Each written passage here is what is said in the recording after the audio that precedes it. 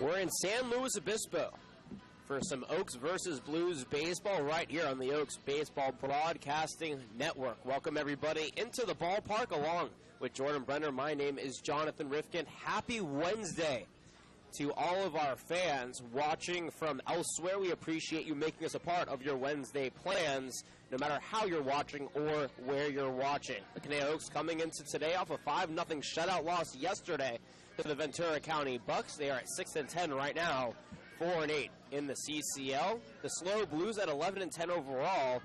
Only Sport, though, a 3-7 CCL record. Both of these teams are fighting to try to stay in the playoff race, though it won't be easy.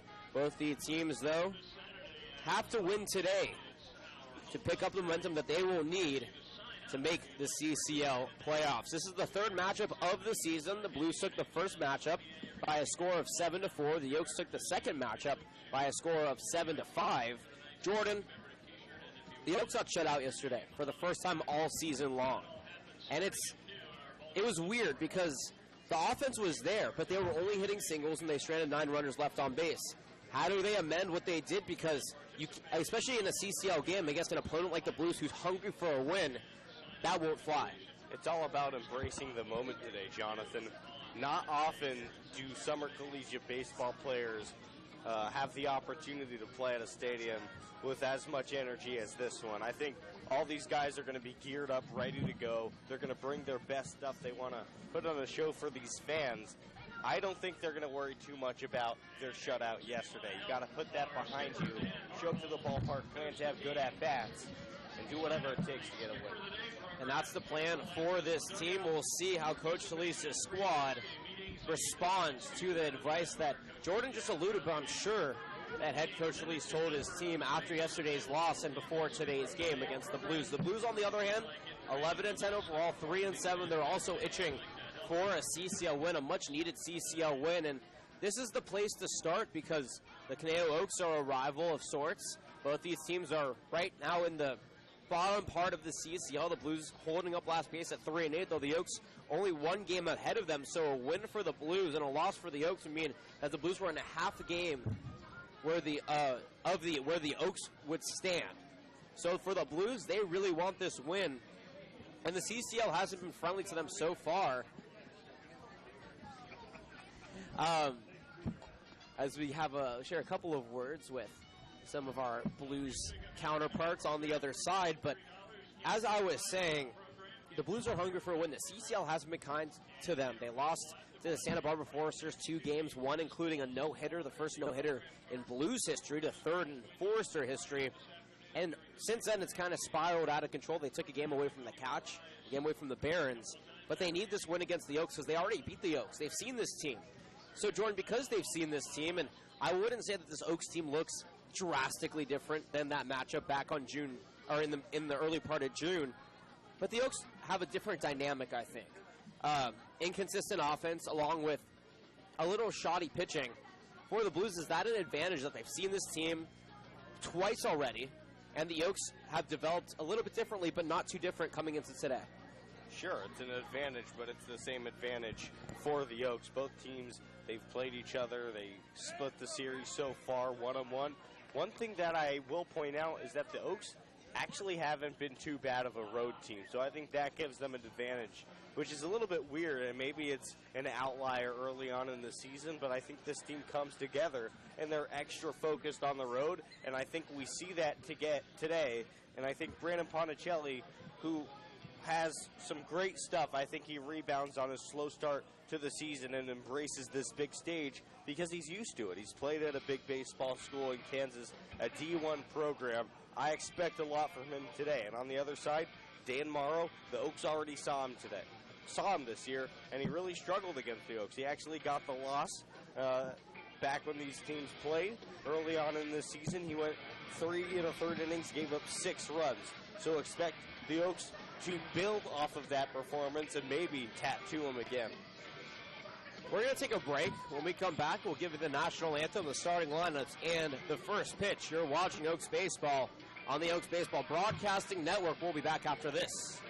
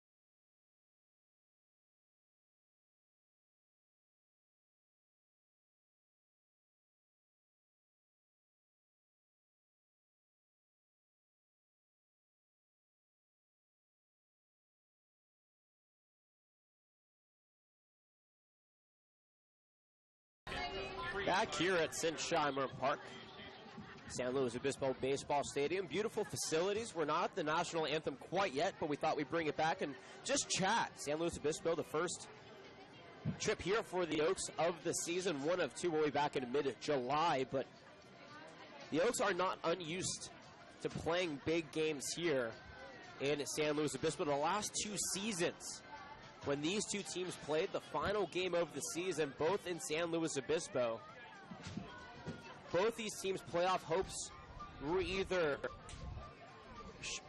coming to fruition or shot down. 2 years ago, the Oaks needed to win in San Luis Obispo, and they needed the Prune Packers to lose to the Neptune Beach Pearl for the Oaks to make the playoffs, and that happened. Last season, the Oaks need to come here and beat the San Luis Obispo Blues once again to make the playoffs. The Blues need to beat the Oaks to make the playoffs, and the Oaks won once again 2 years in a row that the fourth spot of the CCL playoffs has been determined by a matchup between the Caneo Oaks and the San Luis Obispo Blues. It just shows how much this matchup means to everybody, whether it be the players, the fans, no matter what side. The Oaks and Blues always bring quality baseball, and there's always something on the line. That's an important piece of knowledge because this is only one of two matchups up here in San Luis Obispo between these two teams, but every single matchup goes down to the wire. Every single matchup matters. And right now, with both these teams struggling, if they want to have any chance at the playoffs, it has to start right here in this matchup with the Oaks and the San Luis Obispo Blues. Yeah, but it's going to be a tall task. The Slo Blues, they haven't gotten off to their best start, but let me tell you, they have some hitters, notably Jay Charleston at the top of the lineup. Here's the guy, he can hit for average, and then he can steal you bases. 12 of 14 stealing this year. And the Oaks pitchers, they haven't been great, with their stuff this year, but they also haven't been so great holding runners on. And Brandon Ponticelli comes to mind as somebody who can improve in that area, holding runners on base. If Charleston gets on, it's very likely that he's going to come around to score. So key to this game, keeping Charleston off base so he cannot beat you with his speed. Feel free to tweet at us at Caneo_Oaks on Twitter. He's at Jordan Brenner 31. I'm at Johnny Riff. Or chat with us in the YouTube live chat. Always love to hear what fans or non-fans, depending on who you are and where you view our broadcast. But always happy. Question, comments, concerns. You want to get a shout out. You have a piece of information you think that we should know should be broadcasted over our airwaves. Feel free to utilize that in any way you would like. Well, the home plate is now clear of the Oaks and the Blues personnel. It is just full of the three umpires. And so we're going to give you the Caneo Oaks lineup and the San Luis Obispo field. We'll do the Blues lineup in the Oaks field in the bottom of the first inning. I'll give you a reiteration of the Oaks' first three after the national anthem. Batting first and playing second base for the Oaks from Cal Lutheran University is Tanner Wright. Michael Spears batting behind him out in right field from Ole Miss. In the three spot, Brandon Lewis is playing third base from UC Irvine. Cleaning up for the Oaks, Chase Cockrell DHing from Ole Miss. Sam Shakin occupies the fifth spot, playing shortstop from Valparaiso. Bart West is in the sixth spot, out at first base from the University of Southern California. Andrew Lucas is making his season debut in left field, batting seventh from Cal State University Northridge. In the eighth spot is Drew Sims, catching from Utah Valley University. And in the ninth spot for the Oaks is Elijah Alexander, playing center field from the University of Texas, Rio Grande Valley. On the mound for them, getting his sixth start and seventh appearance, will be Brandon Ponticelli. And you see the opening pitch is in. A beautiful strike thrown by someone known here in the San Luis Obispo area. We didn't quite catch that name. But that was the Oaks order, and we'll give you the field here for the Blues and their lineup in the bottom half of the order. Out in right field is Justin Lutz. Jay Charleston occupies center, and Austin Chastain in the left. Luke Lipsius at first, Blaine Jones at second, Dane Stankiewicz over at short, Conager Sands, the stellar third baseman, in his usual spot. And Ryan McCarty is playing behind the dish in today's game. On the mound for them will be Dane Morrow from Pepperdine University. As Jordan mentioned earlier, the Oaks saw Morrow. He went 3 1/3, gave up 7 hits, 6 runs, 1 walk and 1 strikeout in that matchup earlier in the month of June. And batting ninth tonight for the Oaks, number 19, The Oaks do have a full bullpen available today. We were told they only exhausted 4 arms yesterday, but nobody outside of Torres went more than 3 innings. Jerry Ramirez went 1 inning, as Denton went 1, so the Oaks can utilize those arms once again if they want to today. And let me add something about the bullpen, Jonathan, because it's been pretty inconsistent this season, and they've been especially bad when the starting pitcher has failed to give 3 to 4 quality innings. When the bullpen is asked to give 4 or 5 innings of quality work, in my opinion, they have been very effective. When you know that you can give the ball to Denton and get a strong inning. John Vergara is also back there in the bullpen. You can get a strong inning from him. Joe Torres, he's also good for 1 inning usually, even though he didn't have his best start or best appearance yesterday. If you can get 5 quality innings of 2-run baseball from Brandon Ponticelli, you have to feel super confident handing it to this Oaks bullpen, because when they only have to go a few innings and they know their roles, they are pretty special. Well, it looks like the Blues are wrapping up, announcing their lineup and their field, which means we're about to hit the national anthem. We're going to take a break. When we come back, we'll reiterate the lineups and the field for you, and you'll get the first pitch between the Oaks and the Blues. You're watching Oaks Baseball on the Oaks Baseball Broadcasting Network. We'll be right back.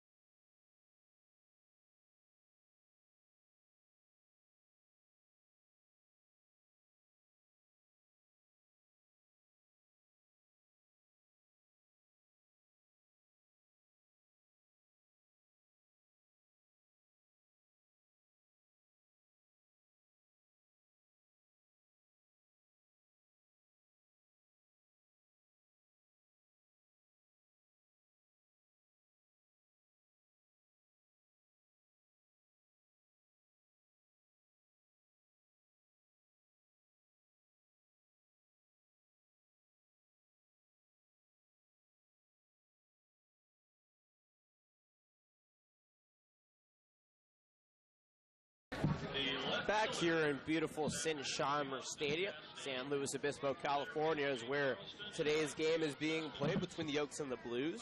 So far, the season series is split at 1 game apiece.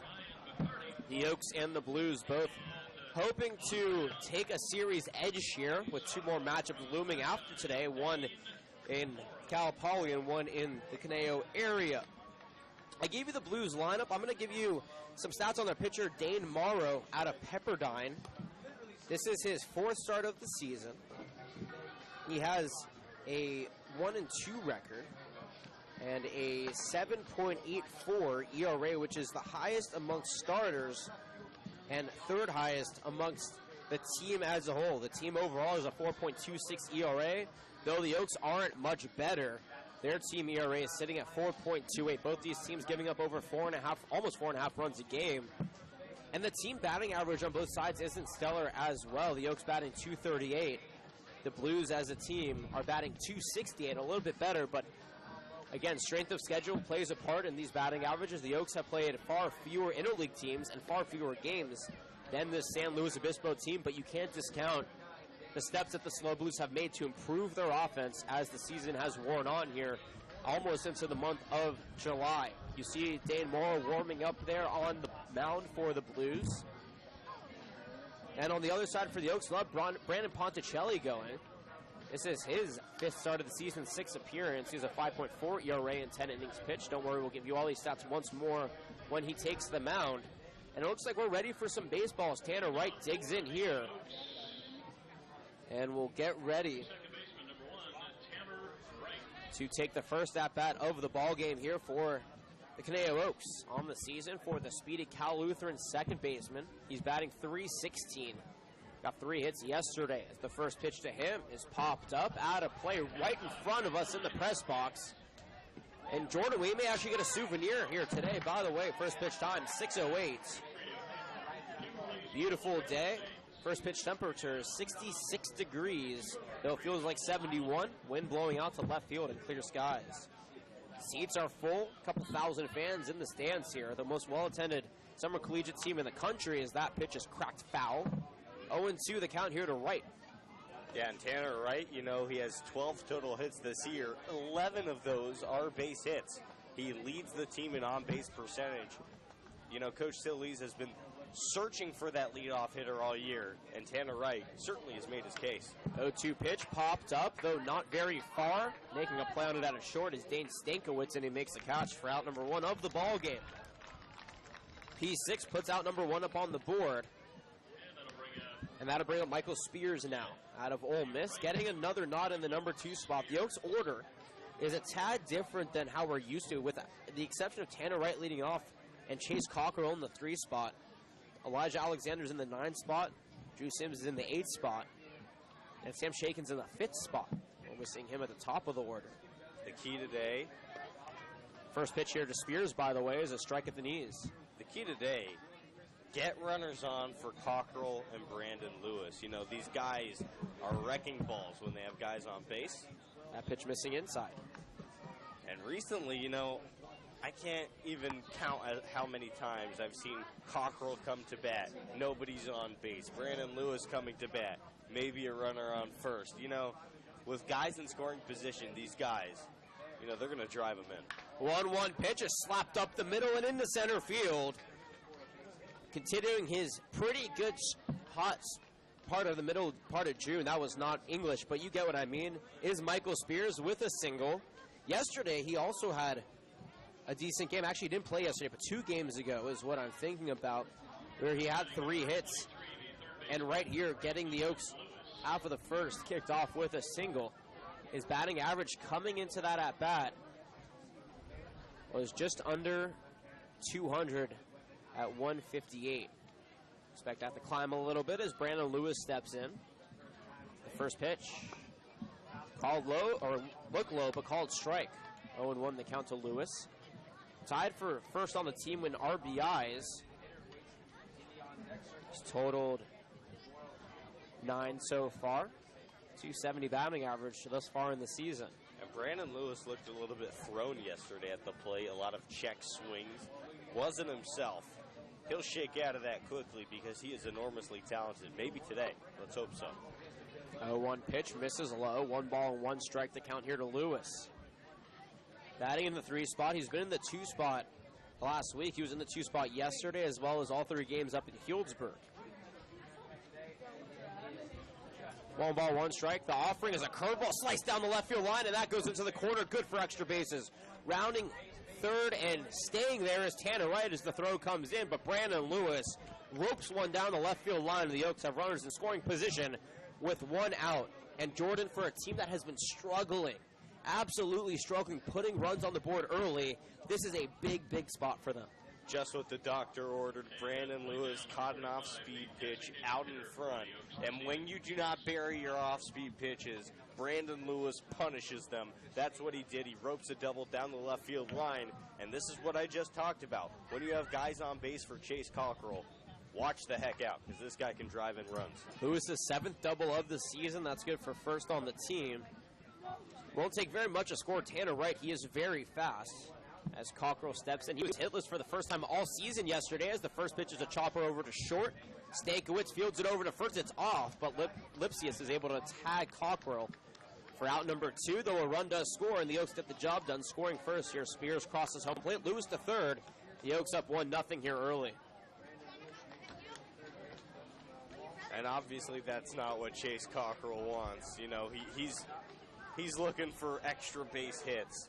But you know what? This Oaks team has struggled, you know, driving in runners and scoring first in games, so they'll take it. A 1-0 lead feels much bigger than it actually is because this team has not been able to score runs.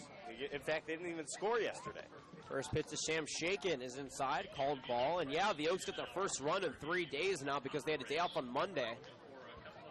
We're in the middle of a long stretch of games, but a 1-game road trip as the Oaks will head back after the game to Thousand Oaks, about 2 hours and 45 minutes south, and play the Orange County Riptide tomorrow. 1-0 pitch is a strike at the knees. 1 ball, 1 strike. Good comeback there from Morrow. Shaken on the season, batting .283. 4 doubles, 2 walks, 7 strikeouts.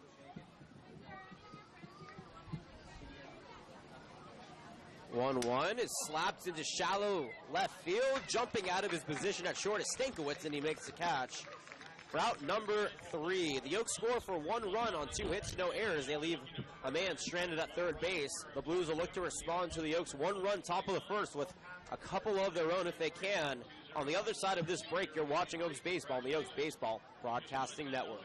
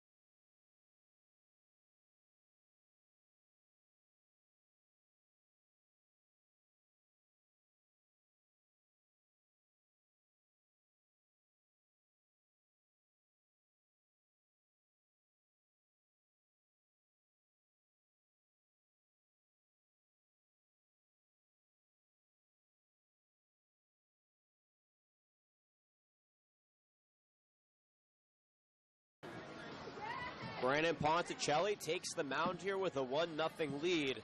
The Blues will take their first ups, and their lineup looks as follows. Batting first and playing center field from the University of Tennessee, Jay Charleston. Austin Chastain batting behind him out in left field from Fresno State. Luke Lipsius is batting in the 3 spot out at first base from Tennessee. Cleaning up for the Blues and DHing in today's game is Slade Hagan from Gonzaga. Justin Lutz behind him out in right field from Pepperdine. Blaine Jones is playing second base from Dallas Baptist. He's batting 6. Conacher Sands in the 7th spot. Out at third base from Slo. Dane Stankiewicz is playing shortstop in today's game from Grand Canyon University, batting 8th. And in the 9th spot for the San Luis Obispo Blues, and playing catcher Ryan McCarty from Cuesta College here in San Luis Obispo. Give you the Oaks field here after the first batter, Jay Charleston. He will be facing Brandon Ponticelli in his 6th start of the season, as the first offering here to Charleston. Runs low and away for ball 1. On the season for Charleston, he's batting .324. Leads the team in total bases with 31. He does have 7 RBIs, and he's 12 for 14 in stolen bases. 1-0 pitch, called a strike at the knees. 1 ball, 1 strike here for Ponticelli. And I'll tell you what, Jay Charleston lit up the Oaks when they were in Thousand Oaks in the second game. A triple, a base hit, and a walk in the second game of that series. This guy can fly. 1 ball, 1 strike. Ponticelli offers. Swung on and foul. Tipped into the glove of Drew Sims for strike number 2. Ponticelli is now ahead of Jay Charleston, someone who does not strike out on the regular. 14 total strikeouts and 79 plate appearances and 71 recorded at-bats. That is a solid number for the speedy Tennessee Volunteer. The 1-2 pitch, skied high and well deep to left field. Back, and gone. Jay Charleston knocks around his second home run of the season, and the Blues tie up the ball game by the first batter they have in the bottom of the first inning. Yeah, I'll tell you, Jonathan, I didn't talk enough about this guy's power. This guy is a five-tool player. He can do it in a lot of ways for his team. We mentioned his speed and his ability to hit for contact, but right there, a leadoff shot to left field, exhibiting and showcasing his power. 1-1 the score, just like that. Nobody away, and Austin Chastain has a brand new ball game here for the Blues as he steps in. The Oaks field, by the way, looks as follows. From right to left in the outfield, Spears, Alexander, and Lucas. First pitch is swung on and fouled back for strike one. Bar West at first, Tanner Wright at second, Sam Shaken at short, Brandon Lewis at third, and Drew Sims behind the dish. What a way to kick off the ball game on the Blues half of the first inning. Jay Charleston took that one deep to left field. 0-1 pitch over the heart of the plate, 0-2 the count. And Ponticelli has to settle down quickly because, as I mentioned, 4 innings, 2-run baseball. That's a great start for Ponticelli. He still has the ability to do that. 0-2 pitch, rides the escalator upstairs. 1 ball, 2 strikes the count. 1 run, 2 hits for the Oaks. 1 run, 1 hit for the Blues. No errors on either side, though the Oaks have yet to see a ball in play besides the home run. 1-2 pitch. This one's in play, popped up to right center field. Running back is right, and you can't make a play on it out of second base. And that is a bloop single for Austin Chastain. The Blues are rolling here early. They know how much this game means to their CCL competition. Runner on first, nobody away. Yeah, and talk about a nightmare for Ponticelli to start the game off. You hang a pitch with 2 strikes to Jay Charleston, he takes you out of here, and then you make a good pitch to the next hitter, Austin Chastain, and you know what he does? He drops a blue base hit on a good pitch from Ponticelli, and he's on first base. Luke Lipsius now stepping in, batting .400 on the season. First pitch hits him on the back foot, and he'll stride over to first base. Ponticelli, who was ahead of Charleston and Chastain, gave up a home run a hit and now hits Lipsius. 2 on, nobody out here. And Slade Hagan, the big cleanup man out of Gonzaga, will step in.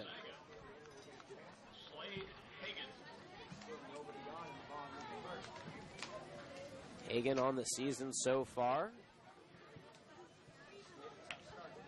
189 on the season. No home runs, but in the cleanup spot, you know he has some power. He does bunt, though. Couldn't get it down, though, as it goes past him for strike one.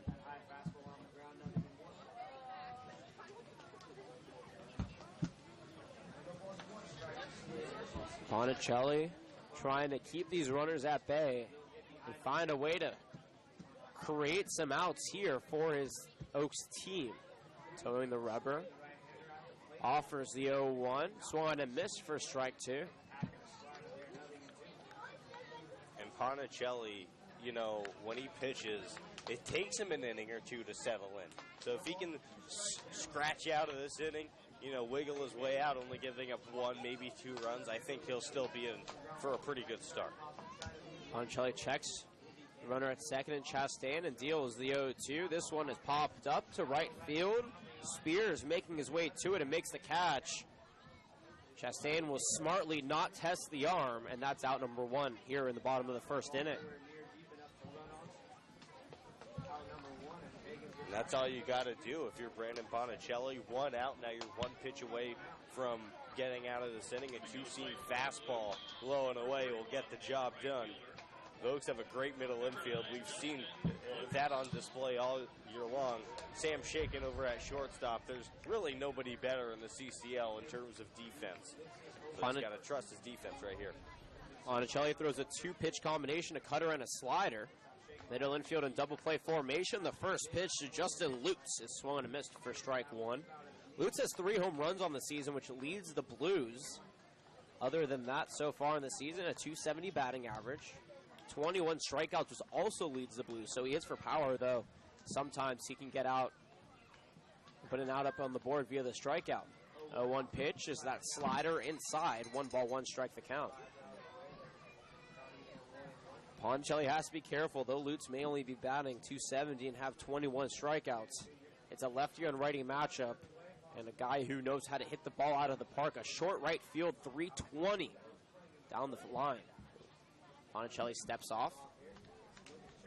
Yeah, but that right field corner at 320 playing more like 340 with that wind.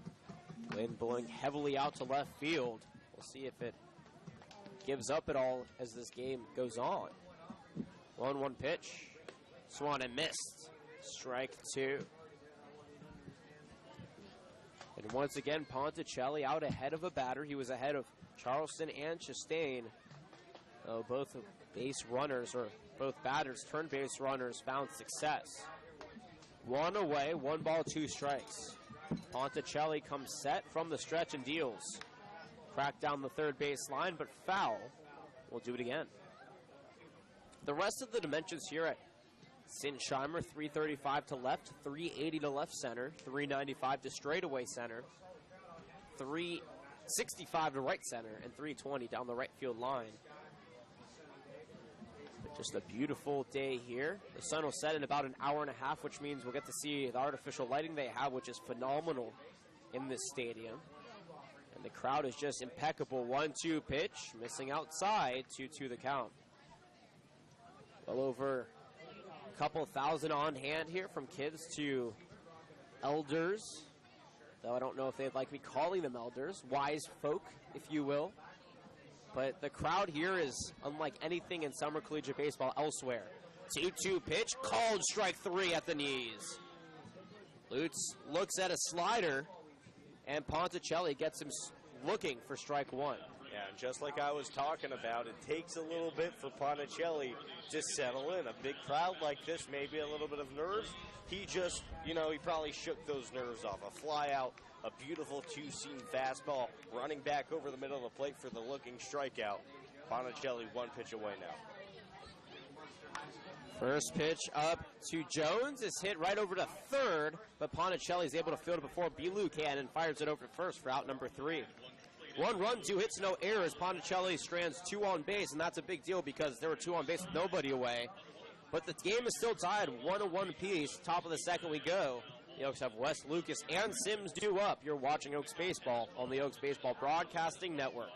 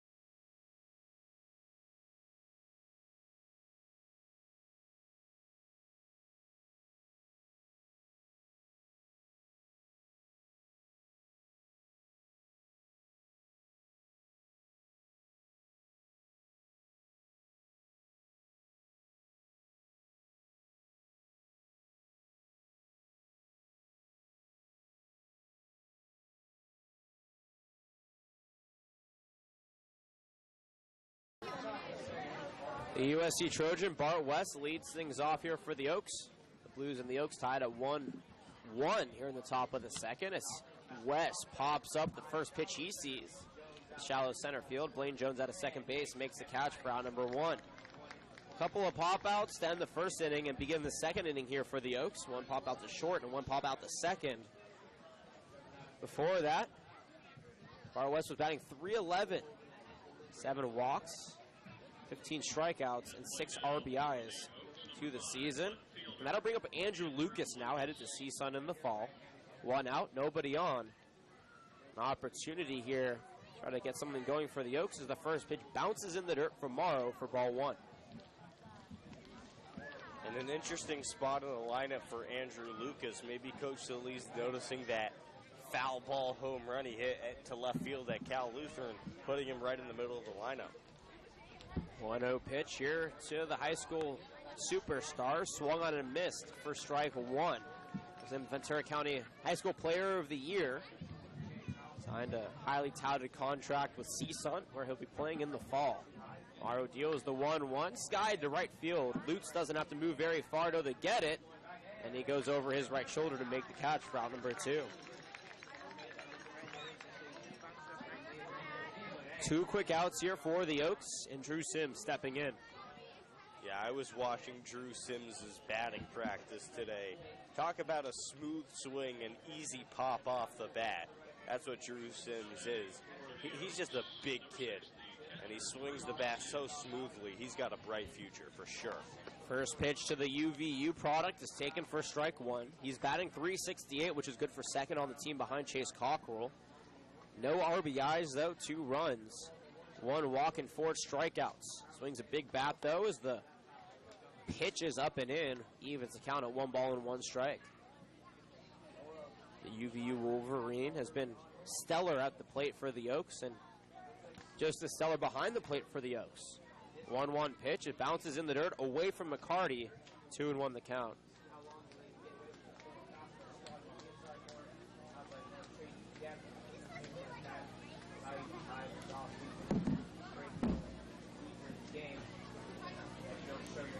Two-one offering here from Morrow. Swung on and missed. Evens the count here for Sims. Only 4 strikeouts, though.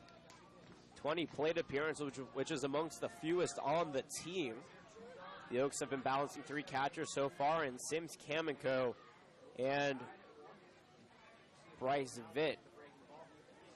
2-2 pitch, bounces in the dirt, the 3rd ball to bounce in this at-bat, and that brings the count full now here to Drew Sims.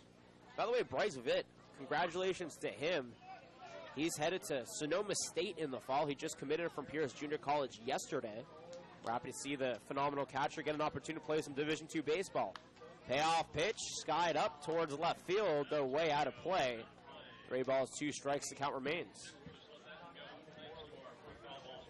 But Sims, one of the biggest folks on this team, along with Holbrook, Cockrell, and Brandon Lewis. I think he's actually bigger than Brandon Lewis, but he just towers over basically everybody else. Payoff pitch, a chopper in between short and third in the left field. And Drew Sims does what he does best, getting 2 out hits. This time a single, and the Oaks have a runner on with 2 away. Top of the second inning. Quietly, Drew Sims has become one of the best and most consistent hitters in this Oaks lineup. And I think you're going to see Zach Kamenko and Drew Sims struggle with each other to get starts. Both of them are swinging the bat well. Whoever can play better defense, however, will earn that starting nod in the biggest games. Elijah Alexander now steps in. Runner on first, 2 away, and the first pitch to the UTRGV product is up and in for ball 1. Alexander so far on the season, batting .323. Tied for first on that team with 9 RBIs. Been hit by 3 pitches. He's walked 6 other times and has struck out 10 as he pops that one back and out of play. Evens the count, 1 ball and 1 strike. There's a real true bullpen here at Sinsheimer, so the Oaks pitchers can actually feel like they're in the majors or back in their college games where they sit in the bullpen. Normally when the Oaks play, the pitchers and the position players all sit in the same dugout, but because there's actually a full functioning bullpen here where there are benches for them to sit, they're utilizing it. The 1-1 to the southpaw runs up and away, 2-1 the count. And these bullpen players, I think they're going to be extra appreciative today because when in Thousand Oaks, their bullpen's on the field. You know, they constantly got to be looking over their shoulder to not get beamed by a foul ball. Today they can feel protected and really focus on getting their work done before getting into the ball game. 2-1 offering, popped back behind us here in the press box. 2 balls and 2 strikes to count. That wind is really picking up out to left at 12 to 15 mile an hour gusts, and that's a significant amount of wind. The Oaks in a righty-heavy lineup. The only lefty is the man at the plate, Elijah Alexander. If they utilize this wind, they can find a couple more home runs on their end. The Blues already have one on their side of things. 2-2 pitch, slapped down the right field line, deep, and going back to the wall, and it hits the wall. That'll be good for extra bases. Sims is being waved around third, fielding it out right was Lutz. The cutoff man throws it over to third. Sims comes in to score, and Elijah Alexander triples in with 2 away. Drew Sims to give the Oaks the 2-1 lead.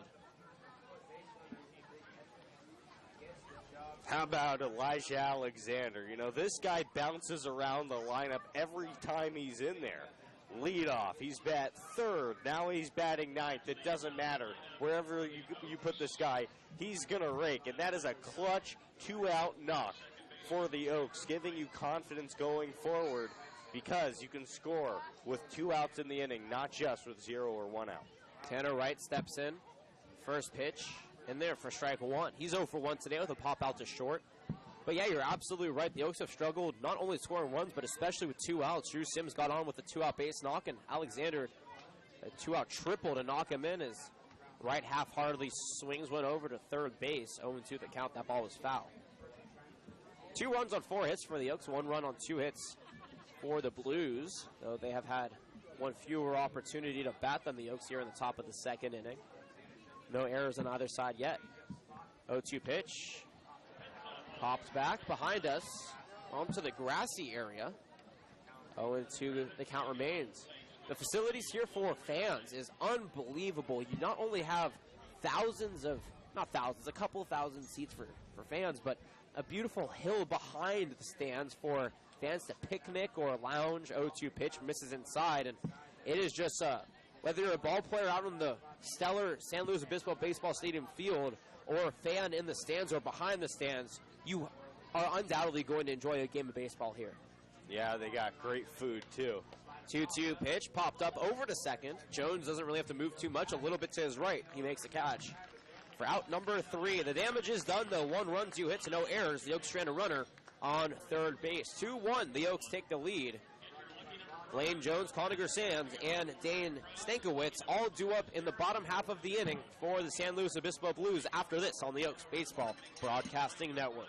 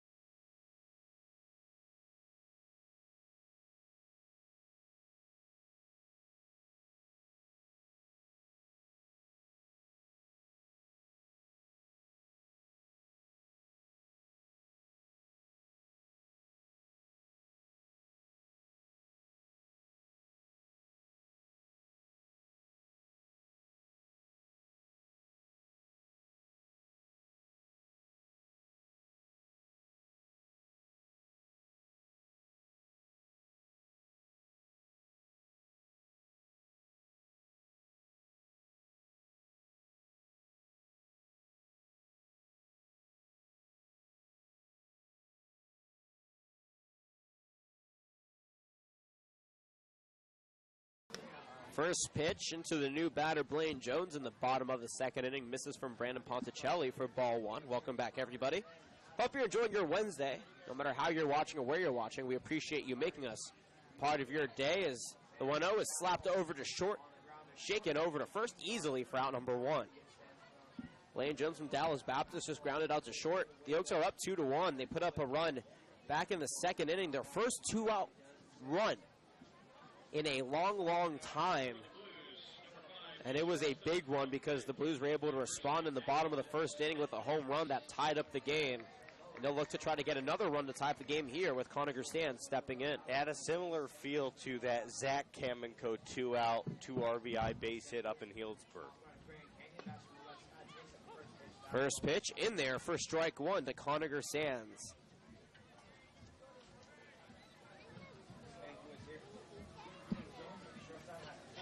Sands, the lefty in the lineup right now, steps back in. The 0-1, a strike at the knees. And Ponticelli is finding the strike zone here. On the season for Conacher Sands, he's batting .294. 51 at-bats, 66 plate appearances. He's only struck out 9 times. No home runs, 5 RBIs. 0-2 offering, swung on and missed. Ponticelli gets Conacher Sands swinging for strikeout number 2 of the ball game, and out number 2 up here in the bottom of the second inning.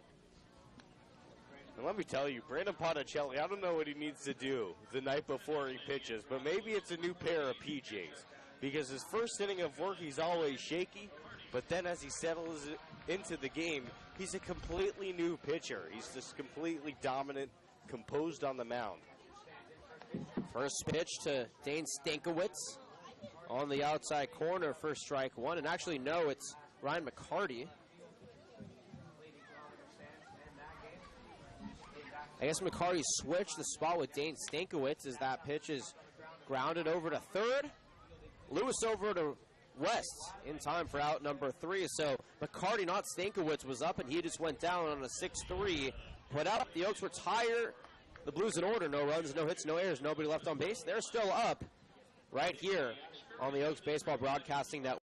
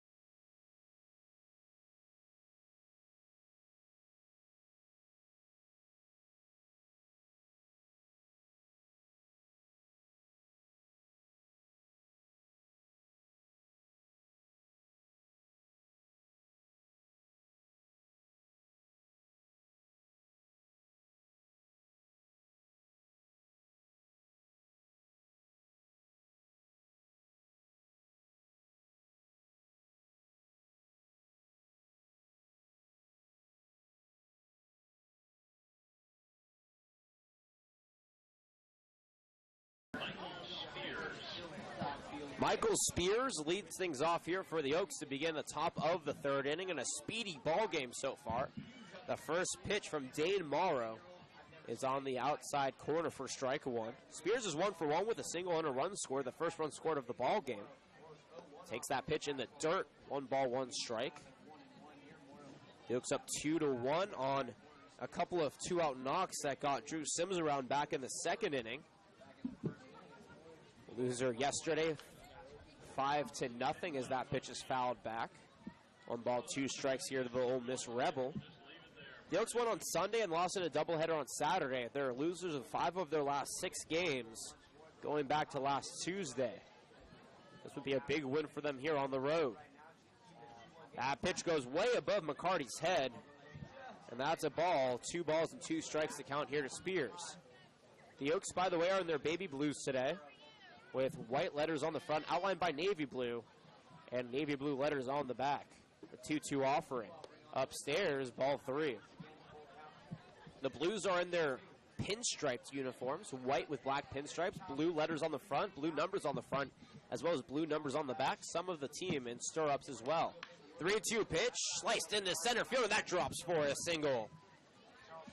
Michael Spears gets his second hit of the ball game, very much like the first hit that he got. 2 singles, he's 2 for 2 with a couple of knocks out to center field. Brandon Lewis now batting with runners on base. We pointed that out as the key to this game, but Michael Spears, after starting off abysmal for the Oaks, has started to heat up, and that is such great news for Coach Solis. He started off the season 0 for 18, but has been really heating up since then. Brandon Lewis, who doubled his last time up, steps in and fouls the first pitch off down the left field line for strike 1. Spears over at first base, doesn't have a ton of speed, though. We haven't really seen him attempt to steal because he hasn't had a lot of opportunities. We'll see what the call is here from the third base coach, Brian Wilson. Max Weinstein is the first base coach today, made the trip with the team. They call him a player coach because he plays with the team during warm-ups, but coaches during the game. Pickoff attempt, nothing doing as Spears is back to first easily.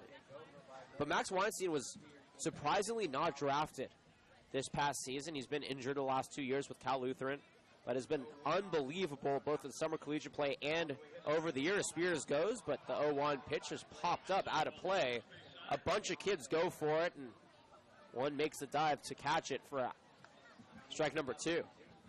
But going back to Max Weinstein, a lot of people thought it was almost a crime that he wasn't drafted, even though he did play at Cal Lutheran for 3 years, a Division III program. He did start at UC Irvine his first season, but regardless, he was just such a great player, still is, and a hard worker. Head coach Lee said, we're going to make you a player coach and try to get you signed. He is on the short list for some free agent teams so far. 0-2 pitch, misses upstairs, ball 1. Back pick attempt over to first, nothing doing though, as Spears is back easily. But yeah, Max Weinstein getting his hand in coaching here, which will provide him some very good experience when he undoubtedly gets signed by a major league team. It's just good to be around the team and, get into the routine. 1 ball, 2 strikes. Lewis once again pops it back, and there needs to be a danger sign whenever Brandon Lewis is up because he is popping these balls back into the kid zone here in and here out pretty consistently. 2 runs, 5 hits for the Oaks, no errors, 1 run, 3 hits for the Blues, and the Oaks only had 4 hits yesterday, so through the first 3 innings, the Oaks already capped that. 1-2 pitches in the dirt, swung on and missed. Lewis swings at a changeup in the dirt, the first strikeout of the ball game for Dane Morrow, and a big out number 1 up on the board here, but Chase Cockrell stepping in.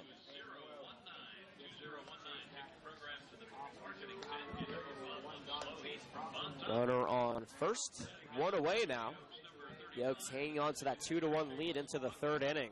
Dan Morrow trying to force a double play, which is where Blaine Jones and Dane Stankiewicz, the middle infielders, are playing right now in that field. 0-0 is low, a back pick attempt, sliding back safely as Spears, 1-0 the count. Cockrell, go ahead, Jordan. Sorry, Jonathan, I was just going to say, this Blues team is playing awfully shallow for Chase Cockrell. If he hits a gapper here, Spears scores easily. Okay, and we all know Cockrell has that gap type of power. 1-0 offering, Spears goes, pitch is called a strike, the throw is not in time. The ball popped out of the glove of Stankiewicz, allowed Spears to slide in safely, and the Oaks have a runner in scoring position. Spears' first stolen base of the season. Had that ball not popped out of the glove, Spears would have been absolutely gunned out there at second. Yeah, Spears got away with one there. Not the best jump in the world, not the fastest guy in the world. It was not a great throw, and the pick could not be made. 1 ball, 1 strike here to Cockrell. 1 away, runner in scoring position now. Morrow offers. Ball gets away on the low pitch from McCarty, and Spears will take second base on the third base now on the wild pitch. And Chase Cockrell, he's, taking advantage of these mop-up duty RBIs. In the first inning, he got the RBI and a ground out. If he grounds out here again, he'll have 2 RBIs on the game. Special shout out to Jeffrey Francis watching the game from Thousand Oaks. Jeffrey, we appreciate your support for Oaks baseball. We hope you continue watching throughout the season. 2-1 pitch, misses up and in the Cockrell. He pulls back the bat, I should say. 3-1 the count. Almost a tongue twister there. I remember having the same problem with that same exact phrase earlier this season, Jonathan. We've all been there. I'm glad you've walked in my shoes. 3-1 pitch, down the line, couldn't go through into Sand's glove, goes into left field, and coming in and scoring is Michael Spears. Chase Cockrell gets an RBI single, his second RBI of the ball game. The Oaks take a 3-1 lead here in the 3rd inning. Stay hot, Chase Cockrell, Michael Spears, producing a run, manufacturing it pretty much by himself, stealing second base and then getting over to third base. And then obviously Chase Cockrell hitting the ball hard down the left field line. He's doing his job getting the barrel to the baseball, and he's staying hot. That's what we expect from Chase Cockrell, though. 3 runs on 6 hits for the Oaks, 1 run on 2 hits for the Blues. No errors on either side. Chase Cockrell standing at first as the first pitch to Sam Shaken is a called strike on the outside corner. Shaken is 0 for 1 today. He ended the first inning with a pop out to short. But only 1 out here. A double play, though, could end the top of the inning. Jones and Stankiewicz still in that formation in the middle infield. Morrow offers the 0-1 upstairs. McCarty came up quickly, but Cockrell strides back to first base. You shouldn't worry about Chase Cockrell running on you if you're McCarty. Just looking at him back to first base may be the best move there instead of risking an errant throw. He's got too much to lose stealing second base. 1-1 pitch is slapped over to short.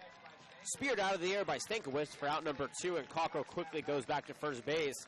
Lightly hit and almost floated, almost ballooned over to short. Stankiewicz almost mishandled it because he went off to his right, but his glove was still to the left. And he make the catch for out number 2. And that was a heads-up play by Chase Cockrell at first base. Off the bat, that had some weird spin. It almost looked like it was going to be a base hit to left field. Cockrell read it immediately off the bat. He started running to second base, but then he stopped himself in time and did not get rung up for a double play as he advanced back to first base in time. Bart West now stepping in. He's 0 for 1 today with a pop out to second. The first pitch to him runs away for ball 1. 6 hits in the ball game for the Oaks. That is big because they only had 4 hits yesterday in the shutout loss to the Ventura County Bucks in an interleague game. That pitch misses in the dirt. 2-0 the count here to the USC Trojan. Medical redshirt his first season with the Trojans, but he has been phenomenal this season for the Oaks, and if he can continue it into the season for the Trojans as that pitch catches the outside corner, 2-1 the count, then the USC Trojans will have a bright young star in their lineup. As he steps back in here, waving that right bat, or the bat over his right shoulder. 2-1 pitch, upstairs, ball 3. The way Bart West approaches the game of baseball and his ability to put the barrel to the baseball consistently is a testament to just how hard he works in the off season. He redshirted this year, and yet he's still prepared to rake in summer ball. 3-1 pitch, runner goes, though it is foul, tipped down off the plate. Payoff pitch now here pending to Bart West. The 3-2 count is up on the board. Cockrell took off, so I suspect that was a hit-and-run situation. A 3-1 count is the perfect way to do it because that's a pitch you're likely going to get a strike from. And Bart West knew it, though. He was just a little bit out in front of it. Yeah, I like that idea from Coach Solis. It's only a 3-1 lead right now. Being able to extend that lead, maybe manufacture a run on a hit and run. I like that. You're constantly looking to score. Constant pressure on the opposing team. That's important. West steps back in. Cockrell takes a step and a half lead off of first. Morrow offers the payoff pitch, popped up, but out of play behind the fence into the crowd. It bounces up. A couple of kids fight for it, and one catches it out of the air with his glove. Somebody give that kid a signing sheet. He has a future in baseball. Yeah, sign him up to play for the Oaks. Please and thank you. Wouldn't mind watching that kid getting a few at-bats. I almost said out number 3 when he made that catch because it was so convincing. But 3 balls, 2 strikes is where the count remains here to Bart West. Cockrell still out at first with 2 outs. And Morrow still on the mound, toes the rubber. Pearson fires, 3-2. Cockrell goes, pitches sky to shallow right. Lutz making a run on it. And he'll call off Jones for out number 3. The Oaks strike for 1 on 2 hits. No errors, and they leave 1 stranded on first base in the form of Chase Cockrell. Nonetheless, a 3-1 score takes us to the bottom of the 3rd inning. 1, 2, and 3 hitters do it for the Blues, a dangerous part of their order. We'll see how they utilize it on the other side of this break. You're watching Oaks Baseball on the Oaks Baseball Broadcasting Network.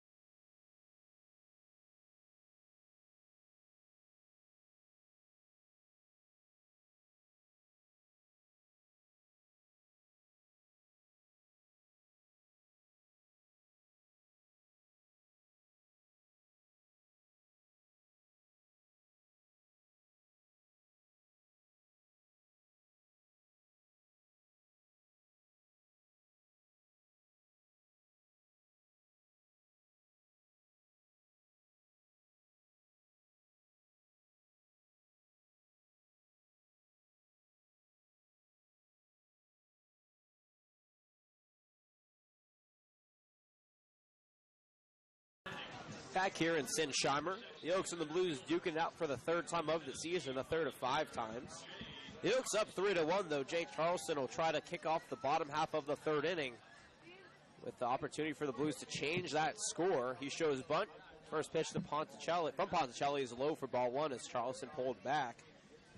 He started off the 1st inning for the Blues with a home run down the left field line. It was a shot out there, picked up by the wind and just carried well over that 335 mark. And look to recreate it here if he can. 1-0 pitch, though, is a topper over to first. West takes it himself for out number 1. So no home run there, quite the opposite. In fact, a slow chopper over to first with out number 1 up on the board.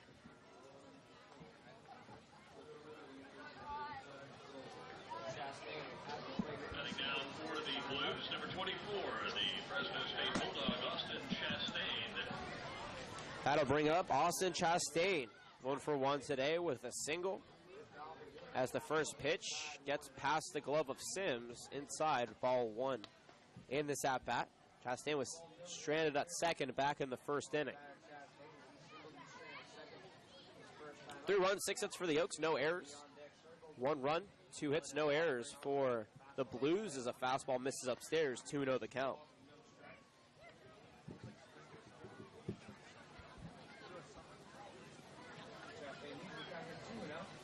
Charleston taps the plate a couple times. Check that. Chastain, not Charleston, as that pitch is swung on and missed. 2-1 the count. He thought he was going to get a strike. It was a low fastball and swung over it. Chastain from Fresno State was born in Sacramento. Played at Rio Americano High School. 2-1 pitch to the southpaw. Popped up into left field. Andrew Lucas almost misjudged it, but he regained himself and ran forward to make the catch for out number 2. Started off going backwards and then realized, wait, the ball's going to be in front of me, and had to readjust, but there was still enough under that ball for him to get under it. Yeah, and Andrew Lucas, this is his first start in left field. You know, maybe not used to the contact off the bat and how to judge it in left field, but I'm sure he will adjust. He's an athletic kid, and he's a very good defender. With 2 outs, Luke Lipsius stepping in. Now he's 0 for 0. He was hit by a pitch his first time. Fastball on the outside corner for strike 1. Very nice pitch there. That may have been the best fastball we've seen all day from Ponticelli. Yeah, he's just settled in since that first inning and has been nothing short of spectacular. 0-1 pitch, misses the zone low. 1 ball, 1 strike to count. Retired the Blues in 3 straight in the second. 1 out away here from doing the same in the third, which means 6 straight. It actually would be 9 straight because the first 3 batters of the first inning all got on. 1-1 pitch, misses. 2-1 the count. Waiting on deck, should we get that far? Slade Hagan in the hole. Justin Lutz. The Kansas Jayhawk toes the rubber and offers the 2-1. A strike over the middle of the plate evens the count. 2 balls, 2 strikes, and 2 away now to Luke Lipsius. A returner, another Tennessee volunteer, 1 of 2 in the lineup. Jay Charleston, who led off the inning, is the other. 2-2 pitch, cut on and foul tipped, it looks like, actually. We'll do it again. It looked like he missed, but that's from our vantage point. Obviously, he did foul tip it from the umpire's vantage point. We'll do it again. I agree with your perspective, Jonathan. Perspective, perspective, perspective. Name that movie. No, I don't know it. I believe it's from Dirty Rotten Scoundrels, the old Steve Martin movie. Interesting. 2-2 pitch, swung and missed this time. It's strike number 3. Lipsius strikes out. The third of the ball game for Brandon Ponticelli, and he retires the Slo Blues once again in a 1-2-3 order. The Oaks maintain a 3-1 lead here going to the 4th inning. You're watching Oaks Baseball on the Oaks Baseball Broadcasting Network.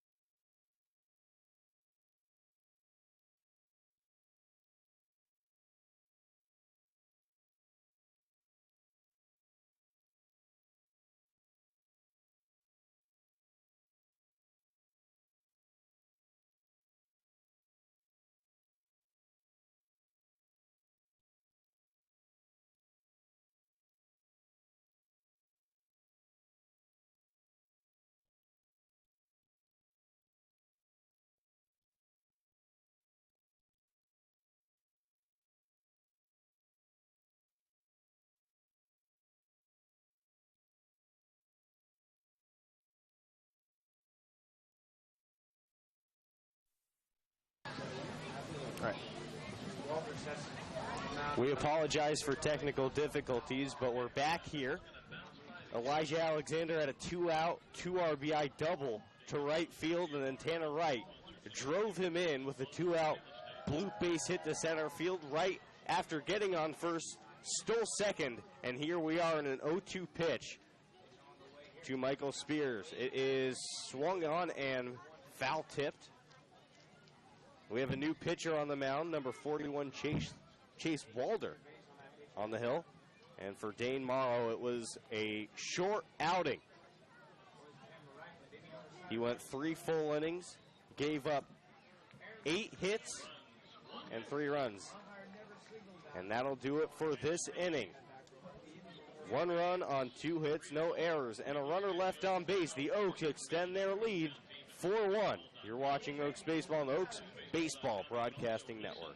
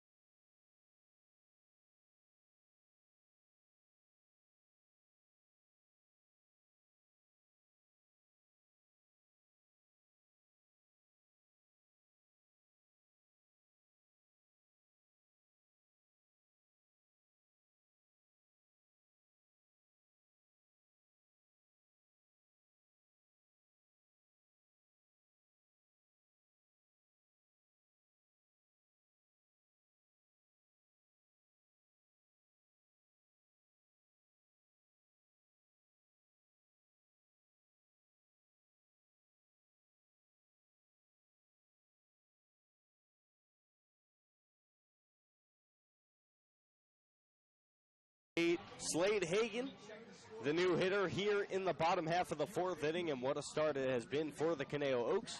8 hits and 4 runs so far.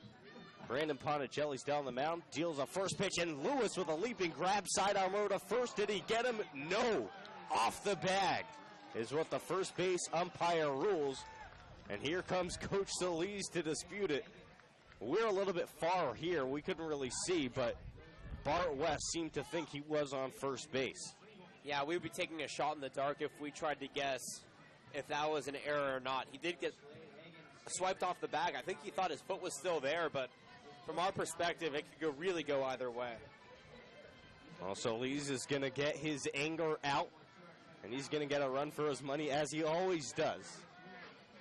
Coach Dave Solis always one to protect his players and stand up for what he deems right.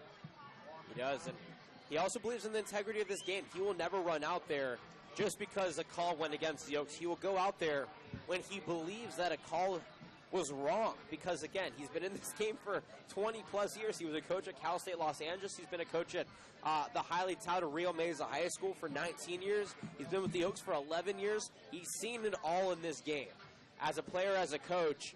So if he believes that there was a call that was mishandled on the field, regardless of if it benefits the Oaks or not, he will go out there because he cares about the integrity of the game. And Coach Solis still running his mouth over there at first base. The fans here in San Luis Obispo not having it. Yeah, they were heckling him a little bit. But Solis will slowly trot his way back to the dugout. The call will not be changed. Hagan will be on first base. That's got to be a hit. Yeah, they gave him a hit, and that's rightfully so. That ball was hit really well out to third base. Lewis made an incredible jump, put out his inner Michael Jordan to make the catch on that one, but just a little bit too far of an extension over his body and had Bart West off the bag. So Justin Lutz, the new hitter, with Hagan over at first base. Ponticelli deals and offers the first pitch. Fouled high and out of play to the left side, over the seats near the grass area. 0-1. Ponticelli, since his 2-hit, 1-run first inning, has been fantastic. Next pitch looked like a cutter inside on the hands. Fouled off on the ground to the right side. No balls and 2 strikes. Ponticelli, in fact, got 1, 2, 3 innings out of the Blues in the second and third frame, and just gave up his first hit since the first inning on the Hagen inside infield single. Next pitch just outside, 1 and 2. Reiteration of your infield: Bart West, Tanner Wright, right side; Sam Shake and Brandon Lewis, left side. The outfield: Lucas Alexander Spears and Drew Sims behind the dish. Ponticelli peers in for a sign. The 1-2 pitch on its way. Slider inside, 2 and 2. That was a great pitch to throw at 1 and 2, because after throwing a ball, the batter, Lutz, probably was thinking, well, or typically you're going to get a strike in this situation, but the slider missed the zone and Lutz picked up on it wisely. The 2-2 hit hard but fouled down the right field line. On the ground, still 2 and 2. And Justin Lutz, his first at-bat did not result in probably what he wanted. A strikeout looking, the first for Ponticelli on the day. Since then, he has racked up 2 more. And Lutz is a .270 hitter. 3 home runs and 12 RBIs on the season. Next pitch, a high skyer to left field. Lucas going back, makes the catch for the second out of the inning. Hagen has to retreat back to first base. And Ponticelli, another good pitch with 2 strikes, putting it down on the zone. And Lutz couldn't really do much with it.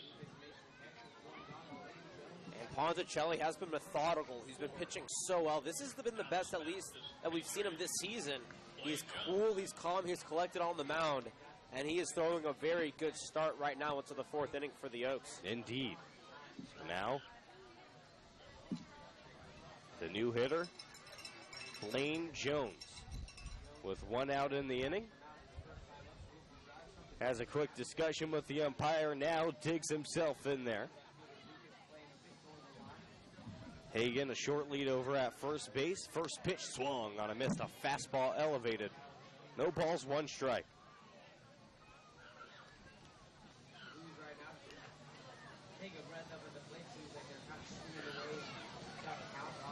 A lot of things going on in the sports world, but what a venue we're at. 0-1 pitch, a line drive into right field, drops for a hit. Spears fields it, fires back into the infield quickly. So Hagen advances over to second, no further, and Blaine Jones checks in with his first hit of the day. A line drive base hit to right center field. Fastball right there. Had Jones swinging late, but it didn't matter because the contact forced the ball into a spot where Spears couldn't get to it. And no matter how you get on base, it's a positive outcome. And right there, Blaine Jones looped one in the right field to get over to first base and advance a runner to scoring position. So now Conager Sands takes a first pitch fastball off the plate. He has an RBI opportunity. Actually leads this Blues team despite hitting 7th in RBIs. He has 13 of those on the season. In addition to that, a .294 average. But today, 0-for-1 with a ground out to short. The 1-0 pitch lifted high and foul into the brush past the seated area for children. 1 ball and 1 strike with 1 out. Now it's time for Ponticelli to dig very deep. You know, he couldn't get out of the first inning. He's been solid since. Let's see how he recovers here. Checking the dancing runner at second base, Hagen. He steps off to look him back to second base. He doesn't like that. And Ponticelli is asserting himself a little bit over there on the mound. He's only going to pitch when he feels comfortable pitching. And that's what you should do. We talked about how a pitcher should control that bat. Right here, Ponticelli trying to do just that. The 1-1 pitch. Cutter outside, 2-1. Conager Sands plays his collegiate ball over at Cal Poly San Luis Obispo.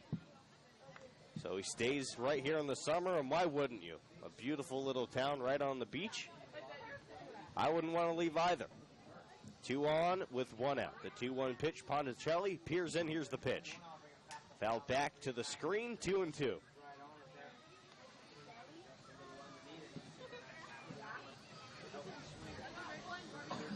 One run, 4 hits, no errors for the home team Blues. For the Oaks, it's been 4 runs on 8 hits and no errors. The 2-2 pitch, Ponticelli checks the runner, holds, checks again. And here's the pitch.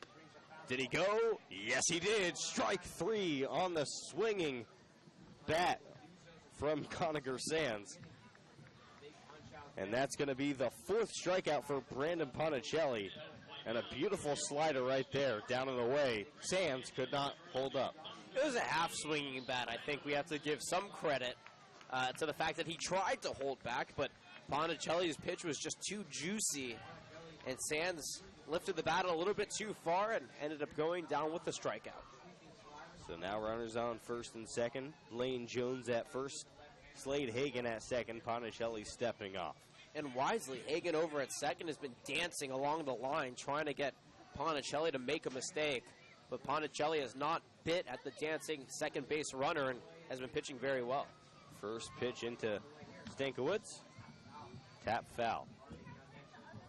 And Stankiewicz struck out back in the second inning from Grand Canyon University.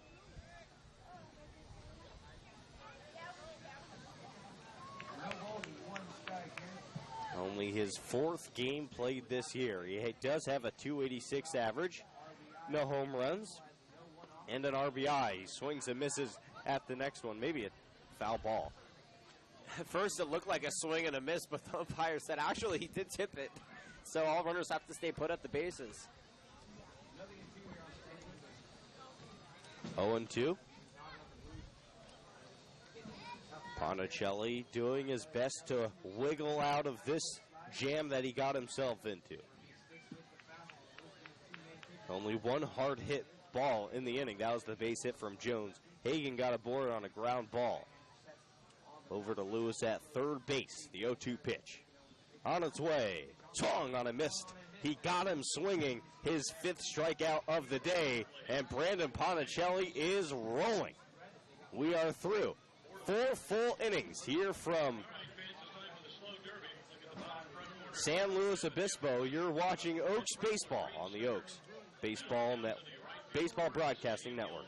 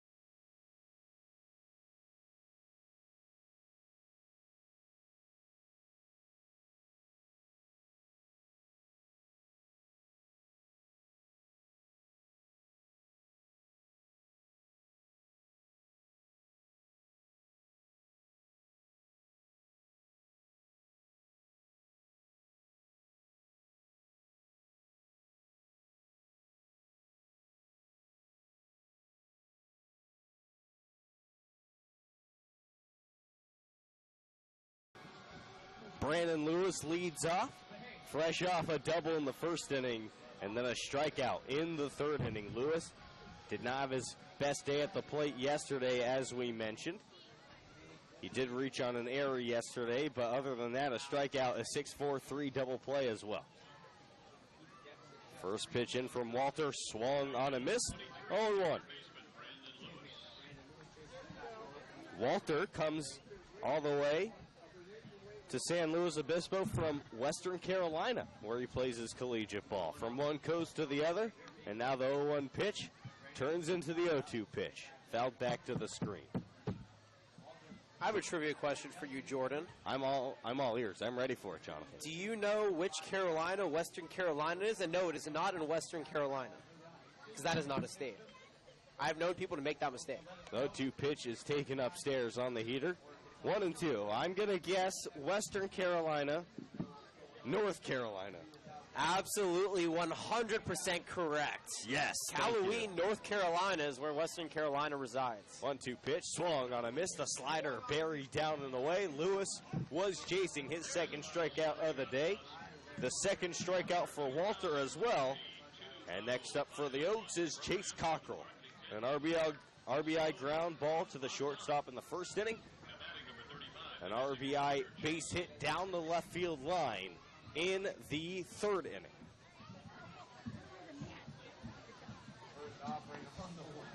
First pitch off the plate, 1-0. To Chase Cockrell, 1 home run on the season. It was a disputed one up in Healdsburg, but a home run nonetheless, he'll take it. Here's the 1-0 pitch to Cockrell, swung on a miss. Swinging for Santa Barbara over there, 1-1.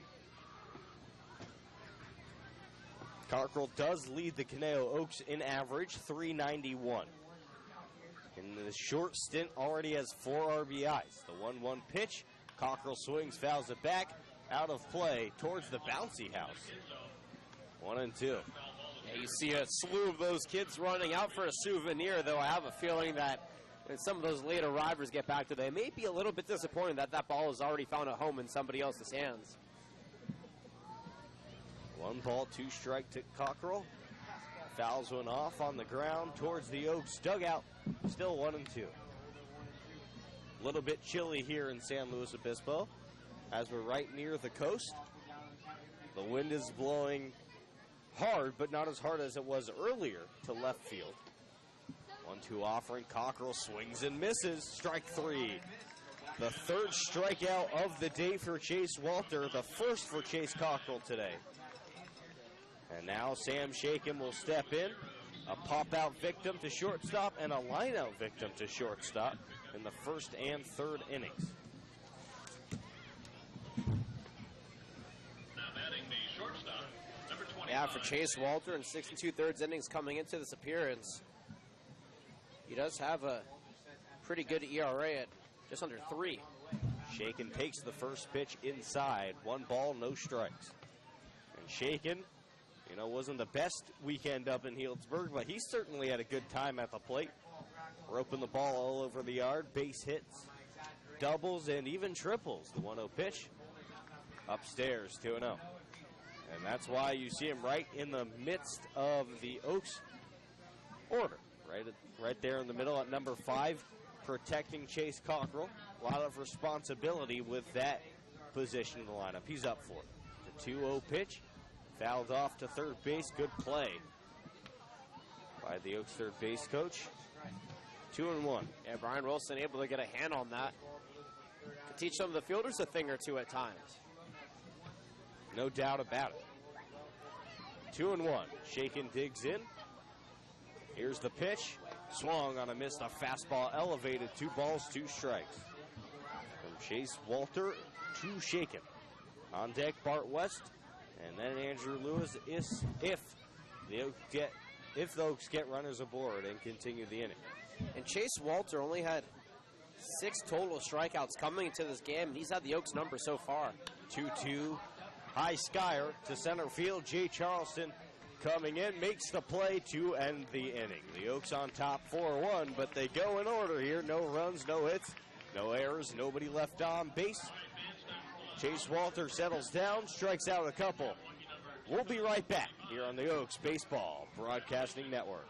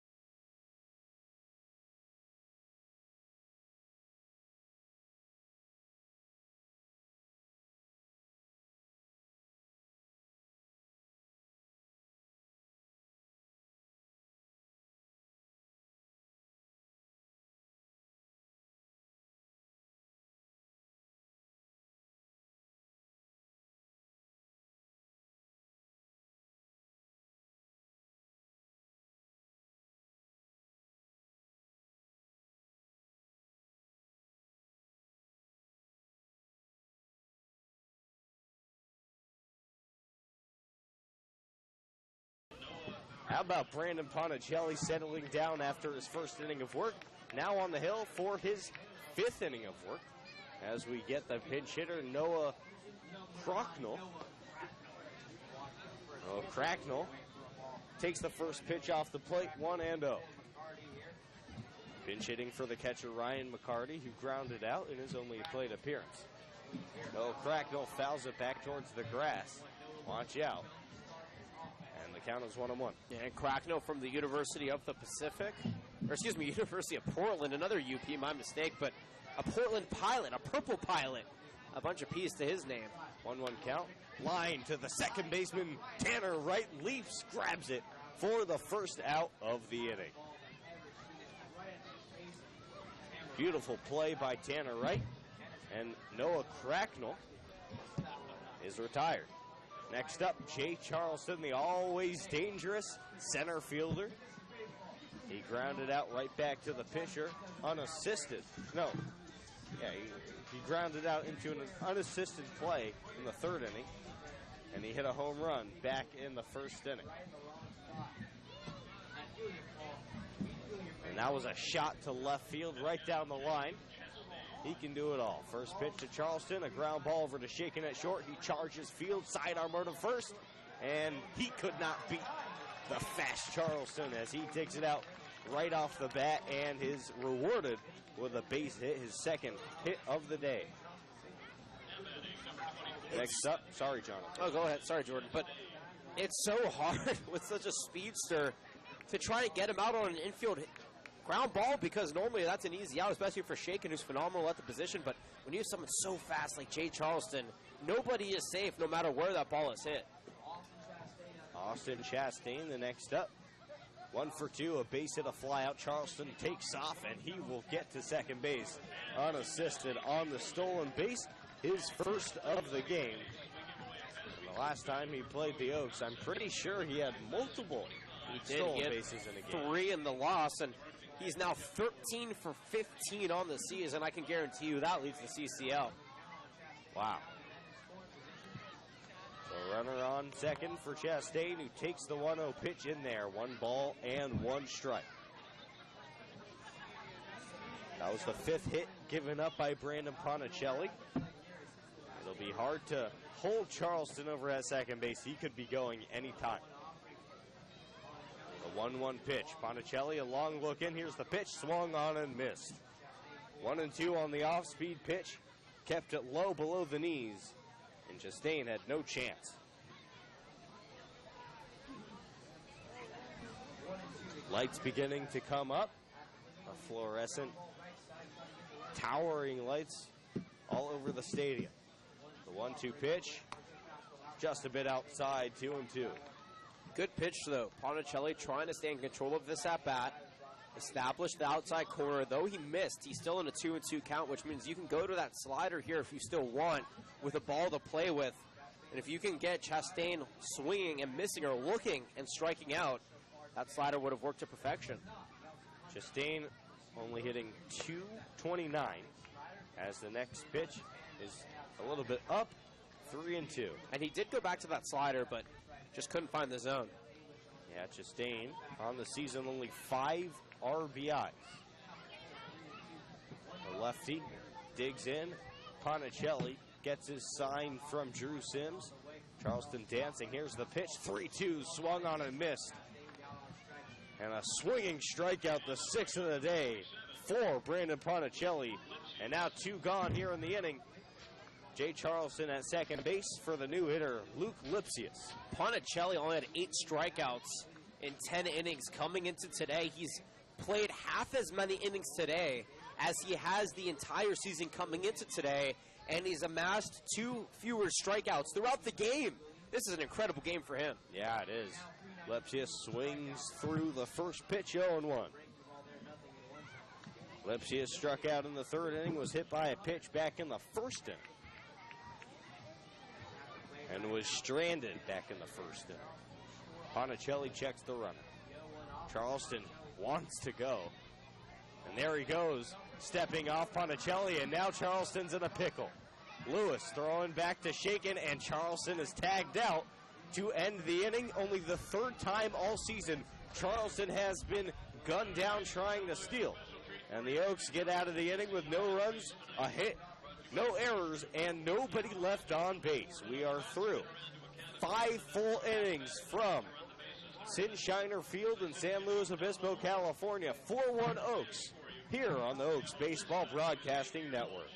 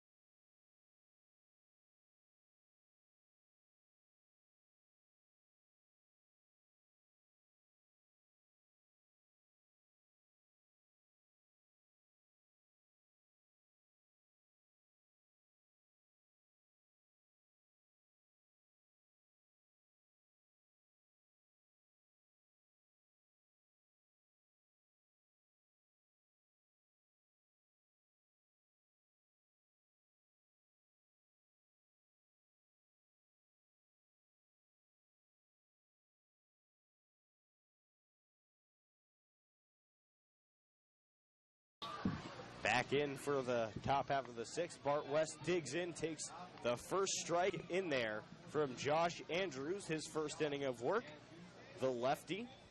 And the final line on Chase Walter, 2 innings as the next pitch is in there. Called strike at the knees, 0-2.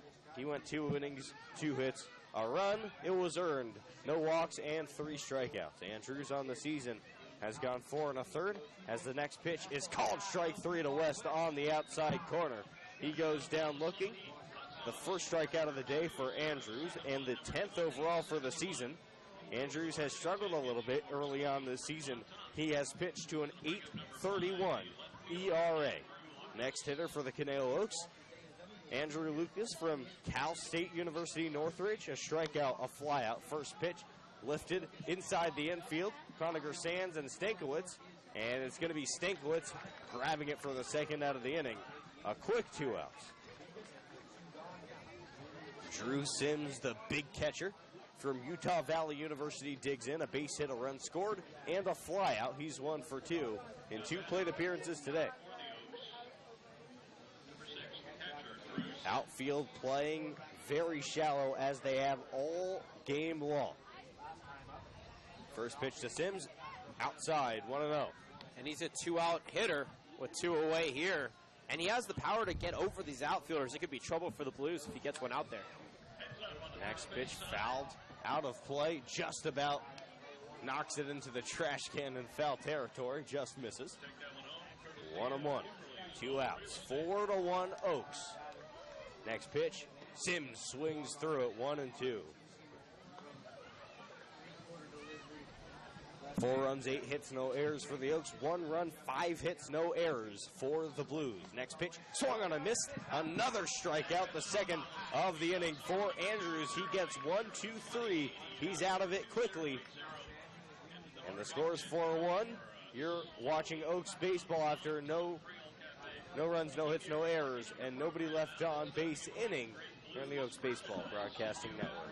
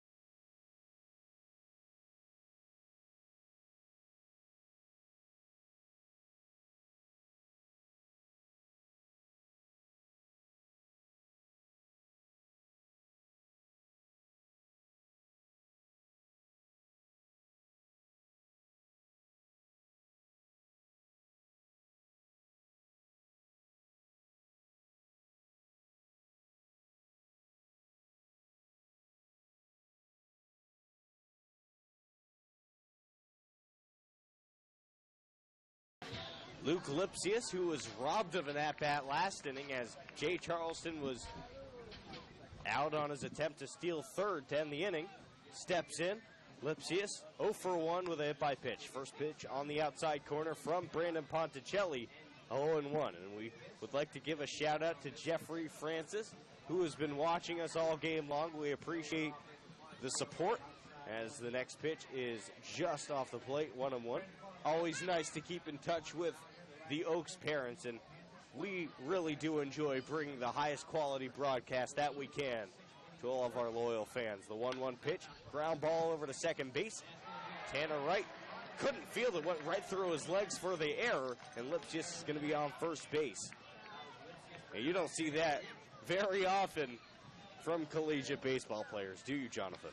No, you don't see it very often, especially from Tanner Wright, who has been a stellar second baseman all season long. Only one previous error, and that was on a throw to second when he was off balance back on Saturday against the Prune Packers in game number 1 of the doubleheader. Overall, a little bit shaky, I think. He just seemed out of position, just didn't get his glove down far enough, and that ball went through his legs.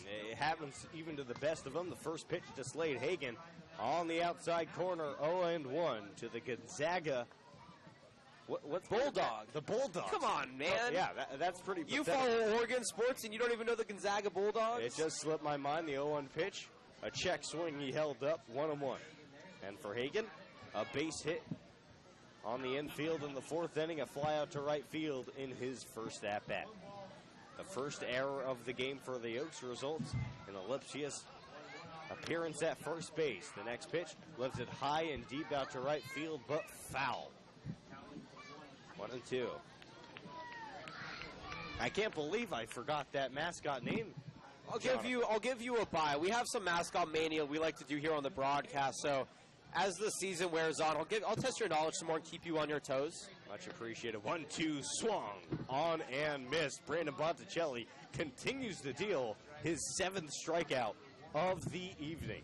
1 on and 1 out now for Justin Lutz from Pepperdine. Wow, Ponticelli have a game. The longest outing of an Oak starter all season long here into the 6th inning, and Ponticelli is making the most of it. 7 big strikeouts, 1 run, and 5 hits. A great outing. Now, Dylan Francis went 6 full innings. Back in Healdsburg, Ponticelli a chance to tie that here and maybe even take the lead after.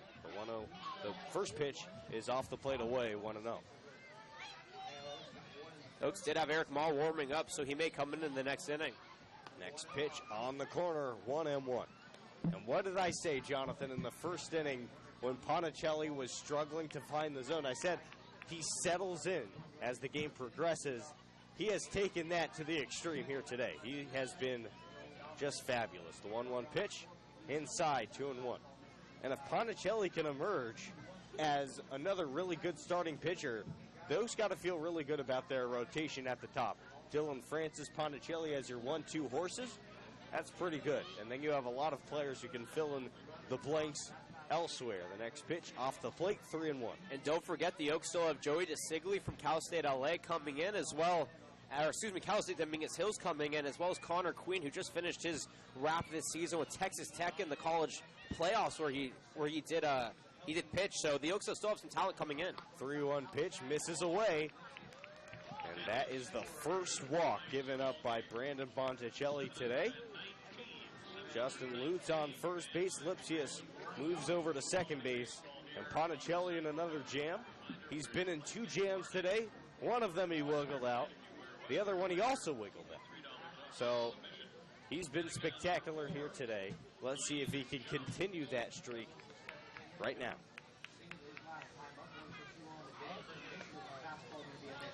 First pitch high, 1-0 to Blaine Jones.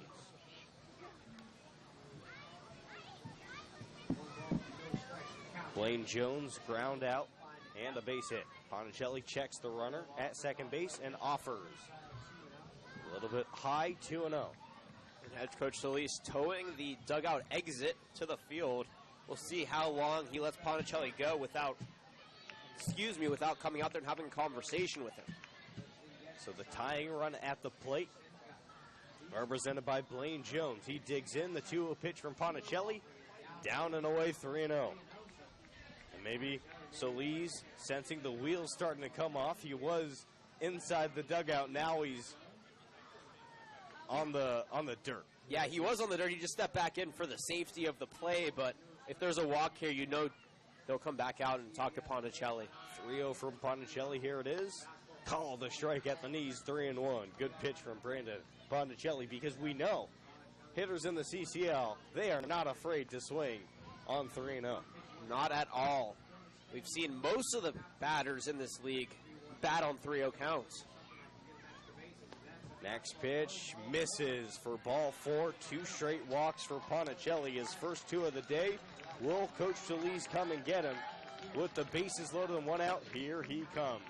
Brandon Ponticelli, he pitched wonderfully today, but it looks like the end is right now. We'll tell you who's coming back and the final line on Ponticelli when we come back here on the Oaks Ball Broadcasting Network.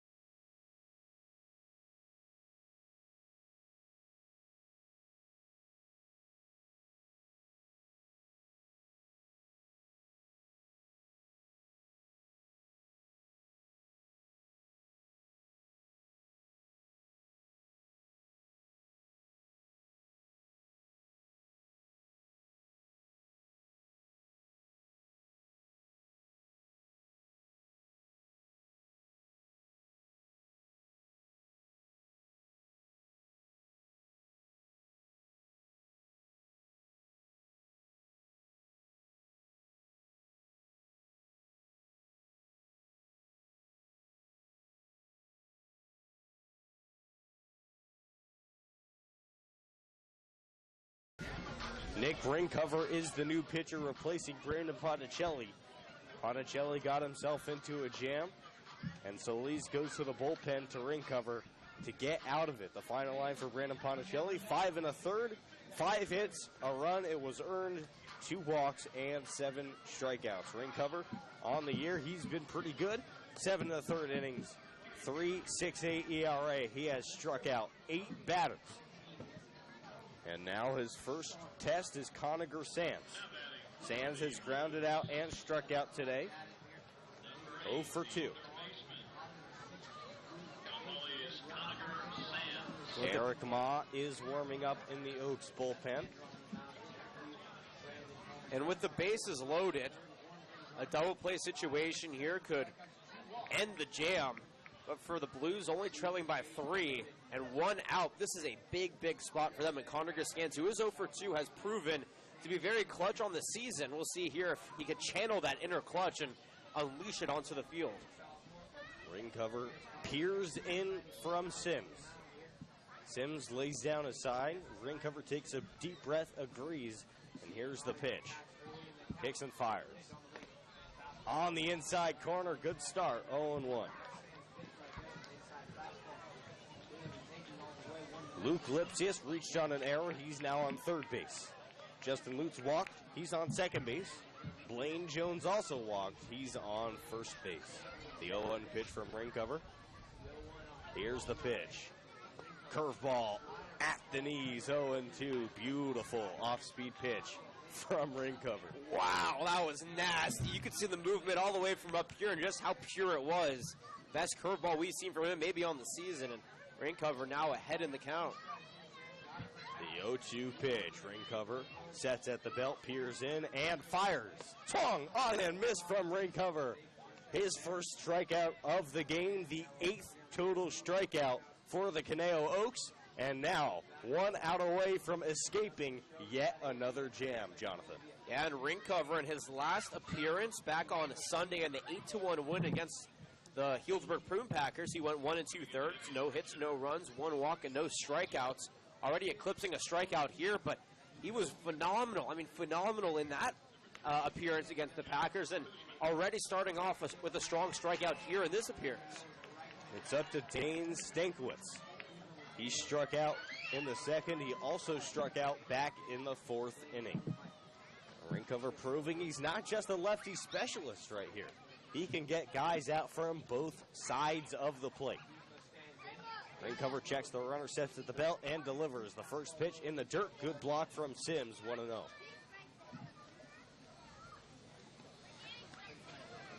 That was a season high for Brandon Ponticelli on the mound, 5 1/3 innings. Arguably his best start of the year. I don't think it was arguably. I think it was indeed his best start of the year. 1-0 pitch at the knees, 1-1. So much sink to that fastball from Ringcover. Yeah, he gets that forward motion on it.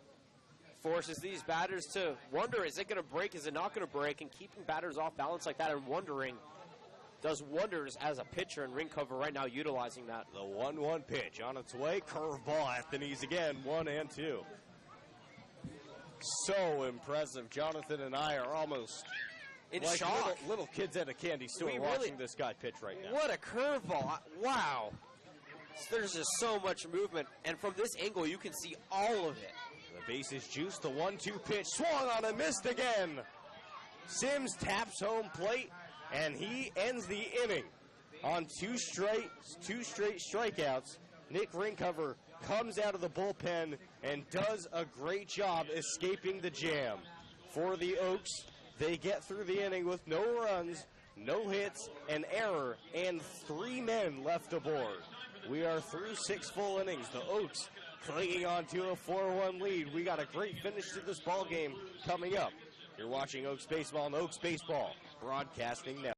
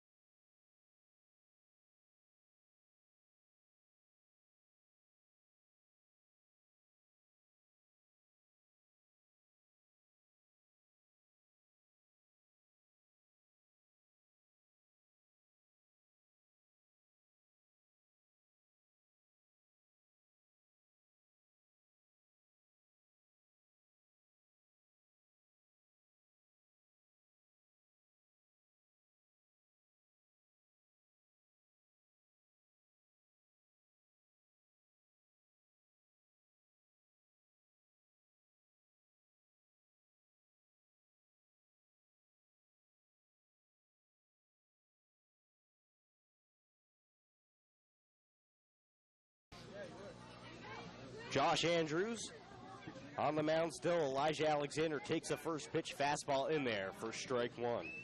Alexander has been very busy today.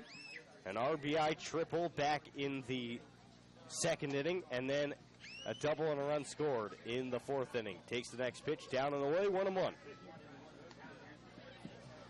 And as we have talked about a lot, Alexander bouncing around this Oaks lineup, but if he keeps hitting, you got to believe he'll be right in the middle of it. A blue base hit to left field for Alexander, dropping right in front of Austin Chastain in left field. Alexander now 3 for 3 with a single, double, and triple, Jonathan.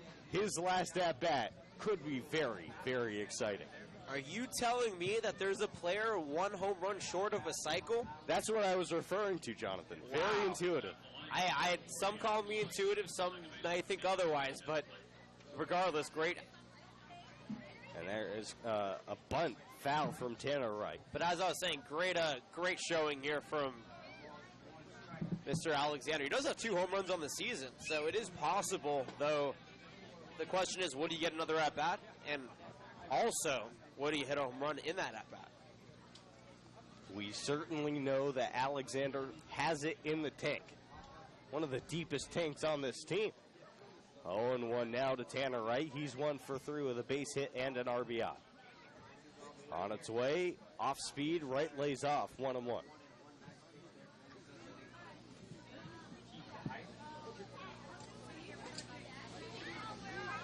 The wind has died down quite a bit as the sun begins to set. Alexander goes, Wright swings and fouls it back to the screen. It looks like Alexander had that base stolen. Alexander had that base stolen, and it didn't seem like Wright really wanted to swing. He kind of brought the bat back and did a little golf swing to make contact because that was a low and inside pitch. The hit and run was on, and Wright did what he was supposed to do, swing the bat, but you could also take that for a ball and hope that your guy gets the second.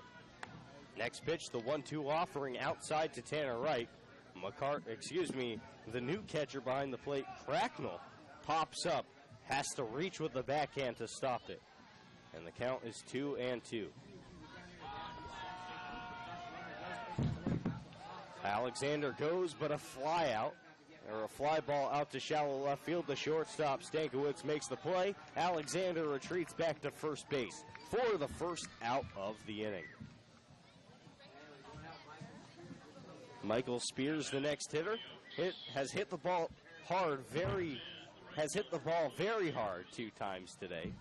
A base hit, a run scored in the first inning, and a stolen base and a run scored in the third inning. He struck out in the fourth, and a base hit to right field. Spears now 3 for 4, and the Oaks getting the job done at the plate today. That is their 10th hit of the ballgame. Yeah, and this is their 3rd time hitting into double digits all season long. It's a big one, too, because the Oaks are really desperate to get this game over with and up in the W column. They're losers of 5 of their last 6 games. This would be a big deal, especially they've lost 4 of their last 5 CCL games. They need some CCL wins to try to get back in this playoff hunt, and it all starts right here, and so far they're proving that they can compete. Brandon Lewis, 1 for 3 with 2 strikeouts, takes the first pitch. A backdoor curveball over the heart of the plate, 0-1. Runners at first and second base, and Brandon Lewis trying to do some damage. 0-1 pitch lifted high and back out of play, 0-2. Chase Cockrell looms on deck. And what do we name the duo of Brandon Lewis, Chase Cockrell this year? The Homer Homies. The Homer Homies.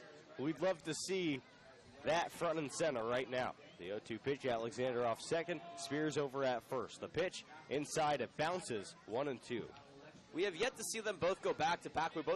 We saw them both hit a home run on Saturday. Lewis in the first game of the doubleheader and Cockrell in the second game. But we have yet to see them do the Giancarlo Stanton, Aaron Judge Baum brothers back-to-back, though I have a feeling we're nearing a game where that will happen. 1-2.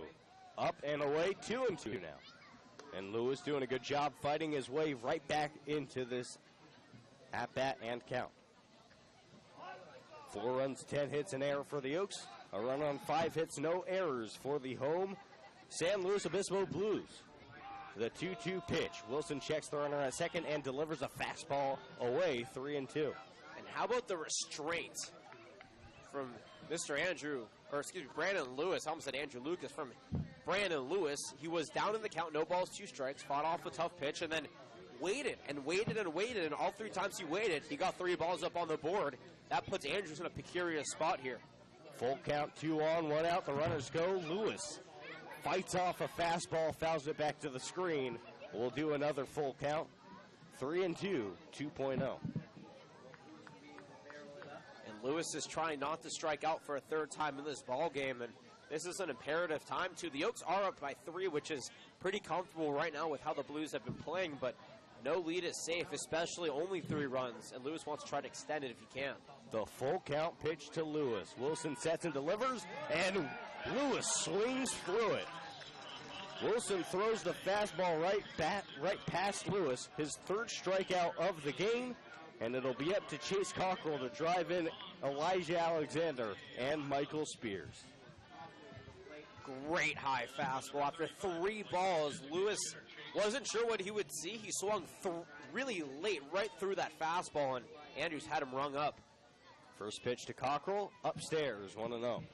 Sam shaken on deck if the inning continues after Cockrell. Chase is 1 for 3, 2 RBIs, a strikeout. The 1-0 pitch from Wilson, who checks Alexander and now delivers a pitch high, 2-0. Alexander led off the inning with a base hit to left field, his 3rd hit of the day. Tanner Wright flew out. Michael Spears added a base hit to right field, and then Brandon Lewis struck out. Now we're at Chase Cockrell, the 2-0 pitch. Inside, 3-0.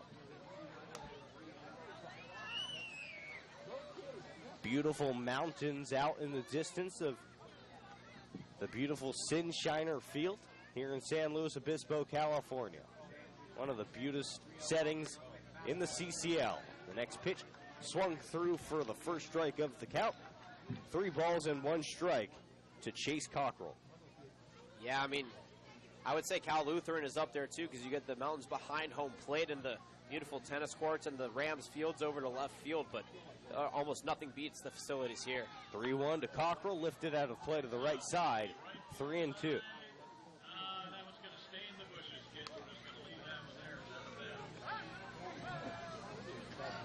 And the kids wanting to go grab that ball, but it went into the forest. No need to take any risk. You never know what's lurking down in there, Jonathan. Could be the slow monster, the mythical creature. Could be. Full count pitch. Runners going and taken down and inside to Cockrell. The base is juiced now for Sam Shaken, trying to add his 1st hit of the day. He is 0 for 3 with 2 flyouts and a lineup. And how about the first walk drawn by the Conejo Oaks all game long? They only got 4 yesterday in the 5-0 loss to the Bucks, so patience, though, today not necessarily the key to the game because they've gotten 10 hits and 4 runs, but still 1 walk coming now into the 7th inning. They have struck out a pretty good number 8 times. You wonder if they took more patience, maybe walked a few more times. First pitch to Shaken, high behind home plate, and just about a foot into the seats. The catcher, Cracknell, had a look, but couldn't get there. 0-1. We see a school bus facility out in left field, a warehouse in left center to center field, natural area in dead center, and I don't even know what's in right center. It's like some fun. We saw a tractor earlier over there. 0-1 pitch, a backdoor slider, 0-2. The crowd tried to get the wave going, but it died halfway through.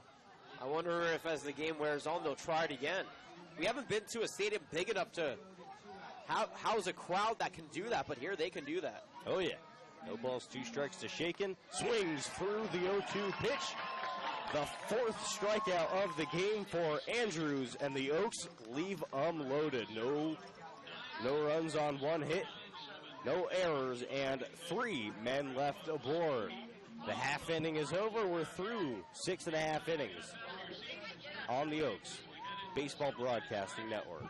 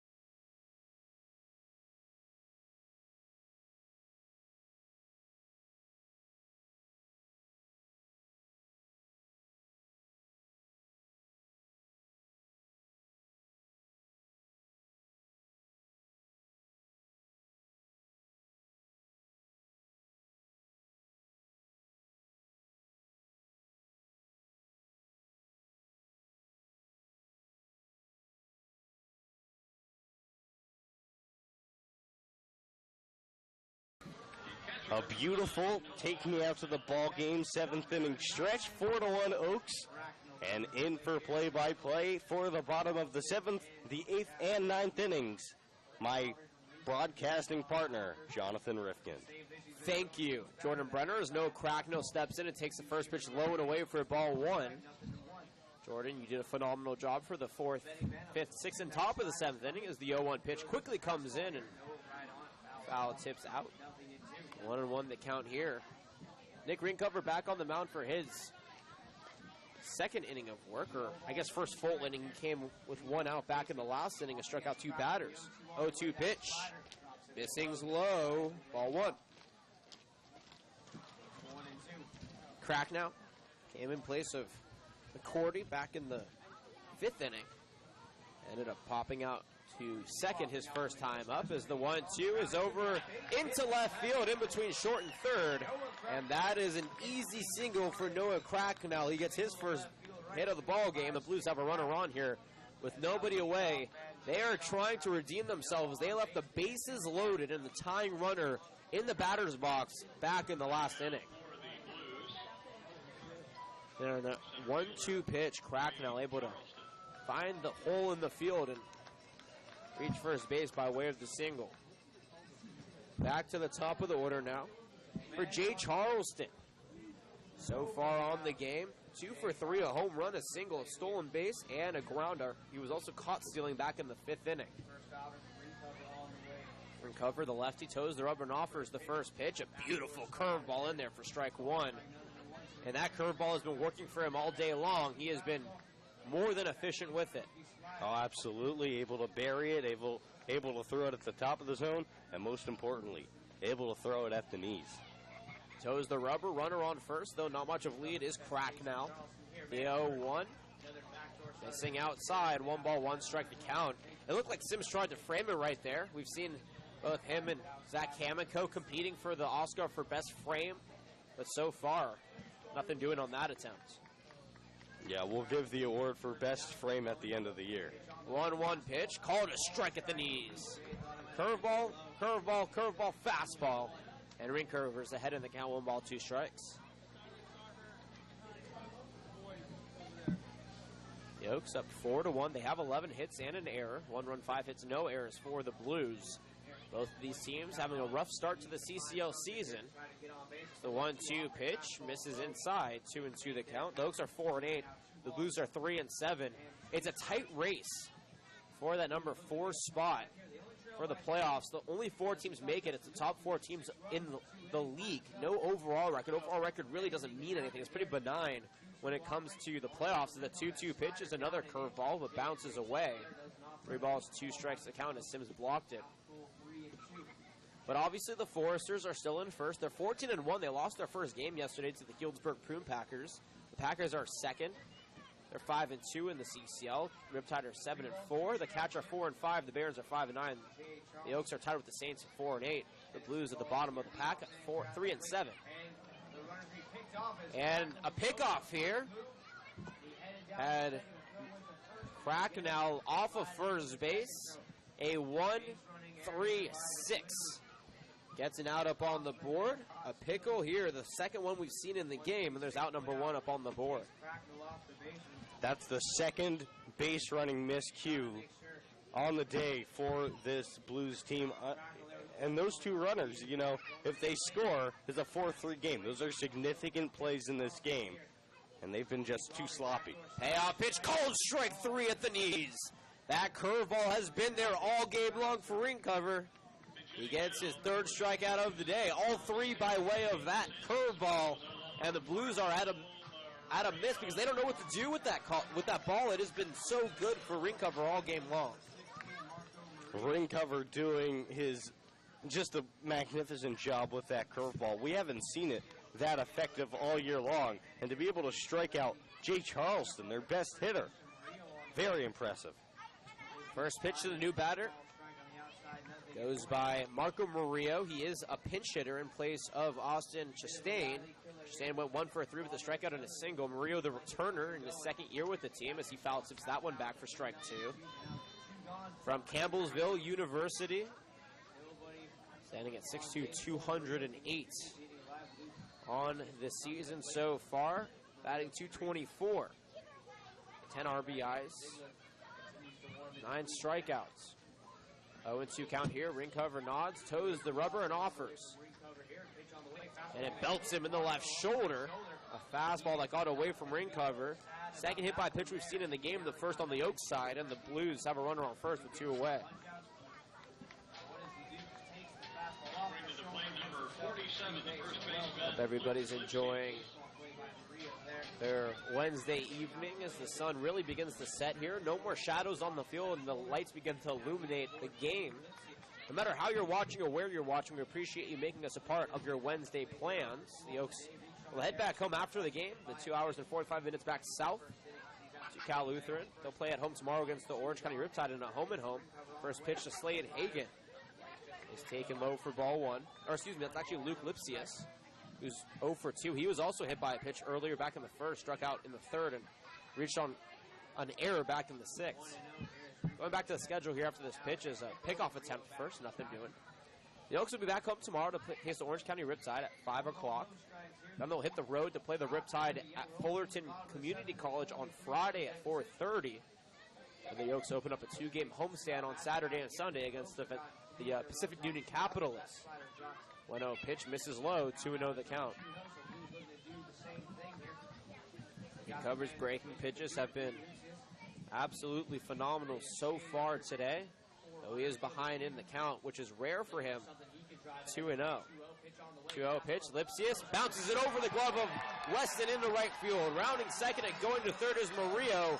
The throw over to second will be cut off, and that is a stand-up double for Luke Lipsius. Puts runners at second and third with 2 away.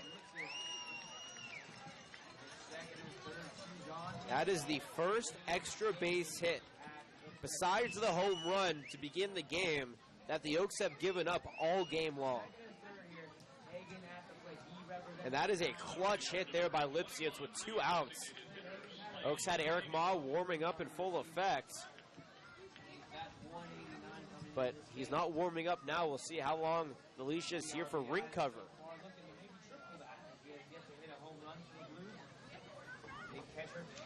Towing the rubber now as Slade Hagan steps in. He's 1 for 3, a flyout, a single, and a strikeout. A 7th strikeout for Brandon Ponticelli, and his outing as the first pitch is swung back against the screen for strike 1.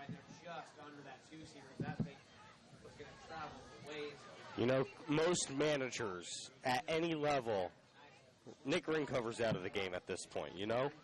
But I really respect Coach Solis and his trust in his players, keeping Ringcover out there, allowing him to finish what he started. It's a development league. We talk about it all of the time. As the 0-1 pitch to Hagan is upstairs for ball 1. These guys are here to learn to play the game well. They're here to develop their skills, to go back to their schools and be better. They're not here to win. Yes, everybody wants to win, but they're here just to get better, and that's, at the end of the day, what matters. 0-1 pitch, misses upstairs. Actually, 1-1 pitch. 2-1 the count. They missed that strike up on the board. But regardless, again, Coach Solis heavily believes in that. His mission is, yes, let's win games, but first, it's about you. It's about your ability to improve. And he is one of the best developing coaches in the country, I believe.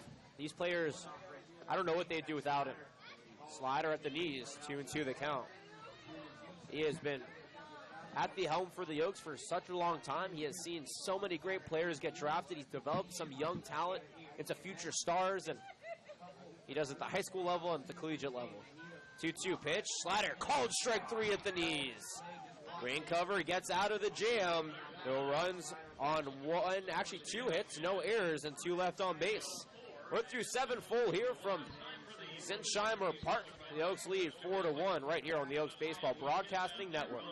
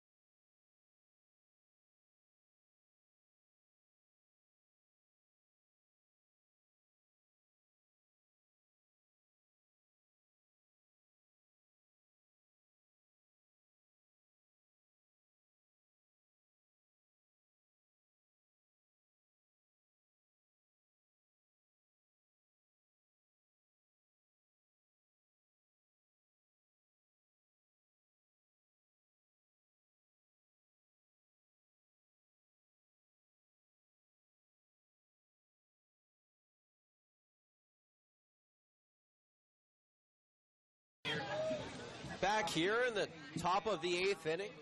Cameron Ziegler is the new pitcher on the mound. He'll deal to Bart West. Give you more on Ziegler here in a moment as West steps in the first pitch. Is foul tip for strike one. West so far today 0 for 3. Ziegler comes in place of Josh Andrews, who went 2 innings, gave up 2 hits, no runs, 1 walk, and 4 strikeouts. Held the Oaks to no runs, which is big because the other 2 pitchers that the Blues threw at least gave up 1. And Cameron Ziegler will be tasked with keeping the Oaks offense at bay here in the 8th. 0-1 pitch, misses outside, 1 ball and 1 strike. So far in the season, for Cameron Ziegler, 2.89 batting average. ERA, wow, 2.89 ERA. As that pitch is popped up to right field. Lutz, though, doesn't have to go very far to catch it, and he does for out number 1. Anyways, going back to Ziegler, who has a 2.24 ERA, 12 strikeouts, in just over 6 innings pitched. He has been a workhorse out of the bullpen. He is undecided on where he will go in the fall, but with the season that he's having, he may have an array of options.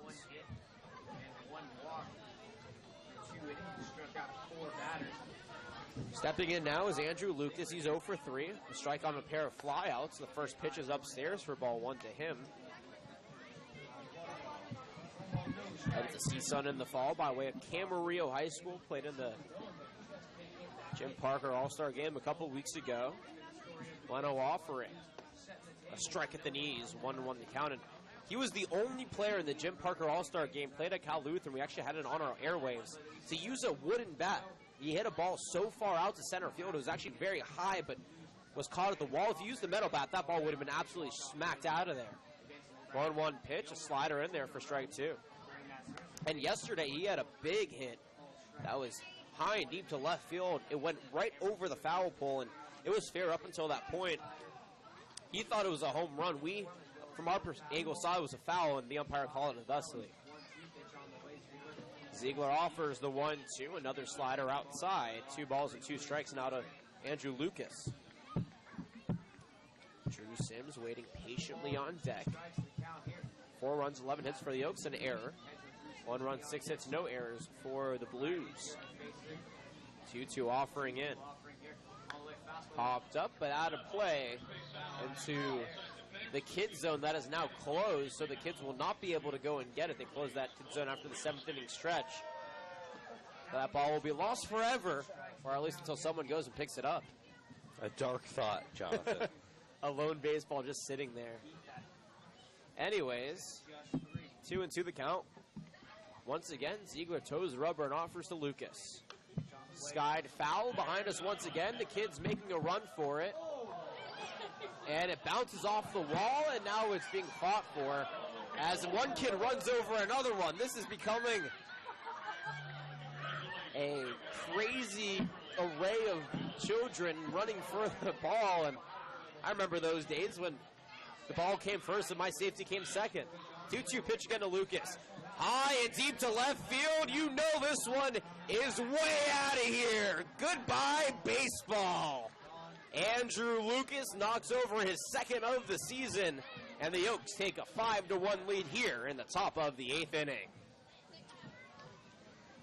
And you just know, and you knew that Andrew Lucas was due for that one after he was robbed of a big fly yesterday at Cal Lutheran, demolishing that baseball. A towering shot to left field, just absolutely majestic.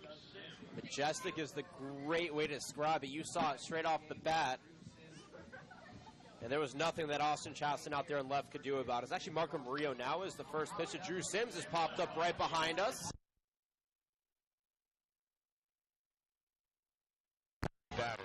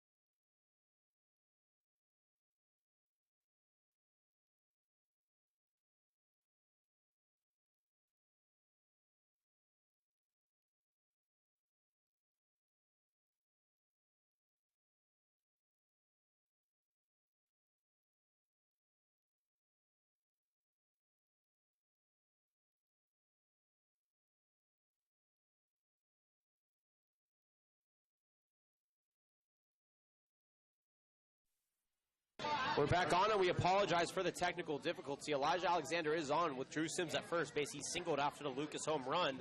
One away, 1-2 count here to Elijah Alexander, who's a home run shy of the cycle. We apologize again for the technical difficulties. We appreciate you bearing with us. It's been a tight space up here in Slo, but we're making it work as best as we can. Once again, you haven't missed much. Just Drew Sims singling out to left. He's on first base. He's now 2 for 4 in the game. Andrew Lucas, who's 3 for 3, is a home run shy. As he pops one up in the shallow left field, that one will not get out for the cycle. Running in on is Murillo, and he makes the catch for out number 2. Elijah Alexander got his opportunity. He has a single, a triple, and a double in this game. Just couldn't find the other side of the ballpark, and is retired for the first time all game long.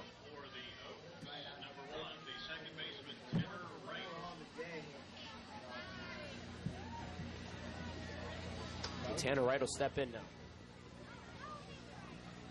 Lively day here at the ballpark. A lot of fans have departed. The Oaks got an insurance run. They're up 5-1 here in the 8th, but still a handful of fans here.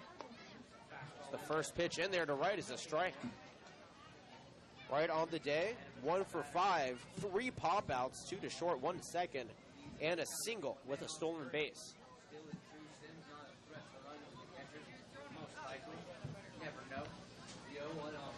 0-1 offering here from Ziegler. Skied high to center field, though not very hard, as Charleston doesn't have to do much but run forward to catch it. And he secures it for out number 3. The Oaks get a run on the home run by Andrew Lucas. They get another hit by Drew Sims, counting for 2 in the inning. No errors, and they leave Sims stranded on first base. We're through 7.5 here from the beautiful Sinsheimer baseball field in San Luis Obispo. The Oaks up 5-1, bottom of the 8th after this on the Oaks Baseball Broadcasting Network.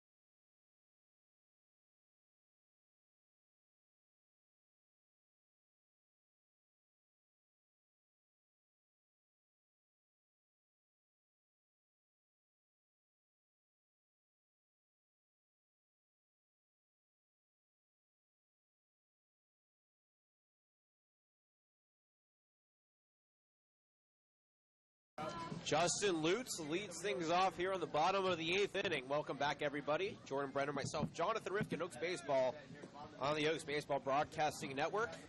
Lutz in the 5th spot is 0-2 with a walk, a strikeout, and a flyout. Lefty-on-lefty matchup here for ring covers. He's back out there. Lutz showed bunt, pulled it back, and it's in there for strike number 1. The Oaks have 13 hits on the ball game. One more, and they'll have tied the season high. Slider in there for strike 2. Lutz thought it was going to come inside. He started to back away, but that slider found the zone. 0-2 pitch, swung and missed. A fastball up and away. Greencover gets his 5th strikeout of the ball game.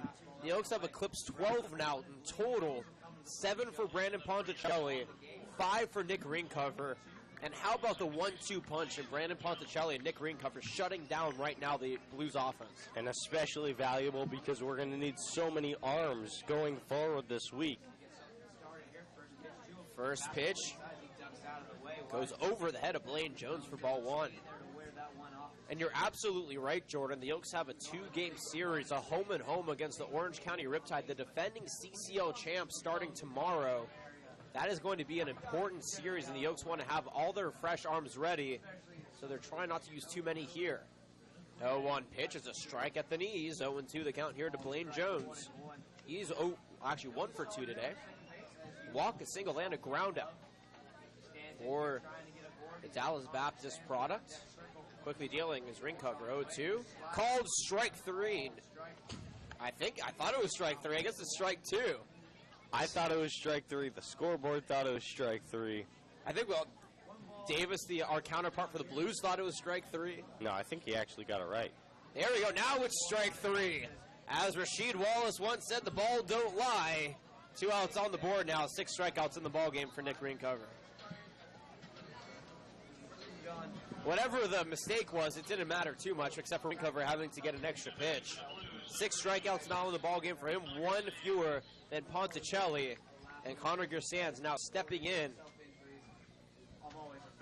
He's striking out twice so far. The 4th strikeout for Ponticelli, the 1st strikeout for Ringcover back in the 6th. First pitch misses for ball 1. He's actually 0 for 3 overall, though. Ground out to short in the 2nd inning as well.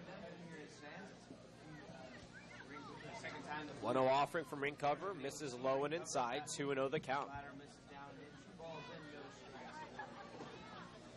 Give you a reiteration of the Oaks field. From right to left in the outfield, Michael Spears, Elijah Alexander, and Andrew Lucas. Bart West at first, Hannah Wright at second, Sam Shaken at short, Brandon Lewis at third, and Drew Simmons behind the dish. Ringcover deals the 2-0 up over the head of Coniger Sands. He has to duck out of the way of that one. 3-0 the count. Would have been belted in his left temple had he not moved. And how about this crowd staying around? You know, you see Dodger fans leaving in like the 6th inning. Not here with the San Luis Obispo Blues. Very committed to their team. Believe in their team. 3-0 pitch, misses upstairs. Ball 4, Ringcover walks his first batter of the ball game. With 2 outs, Coniger stands. Now stands on first base. But Dane Stankiewicz will step in with a sombrero. 0 for 3, 3 strikeouts. And actually, no, it looks like we're going to have a pinch hitter in here. Number 3, Jack Kuzma from Cal Poly, though originally from Minnetonka, Minnesota. Stankiewicz's day is over. I'll give you his line here. As the first pitch is a strike. Stankiewicz went 0 for 3, 3 strikeouts. He was the 2nd strikeout victim for Ponticelli, the 5th strikeout victim for Ponticelli, and the 2nd strikeout victim for Nick Ringcover. Runner on first, and Jack Kuzma stepping in here. He'll play short in the other side of the break in the top of the 9th. The pickoff attempt first, nothing doing.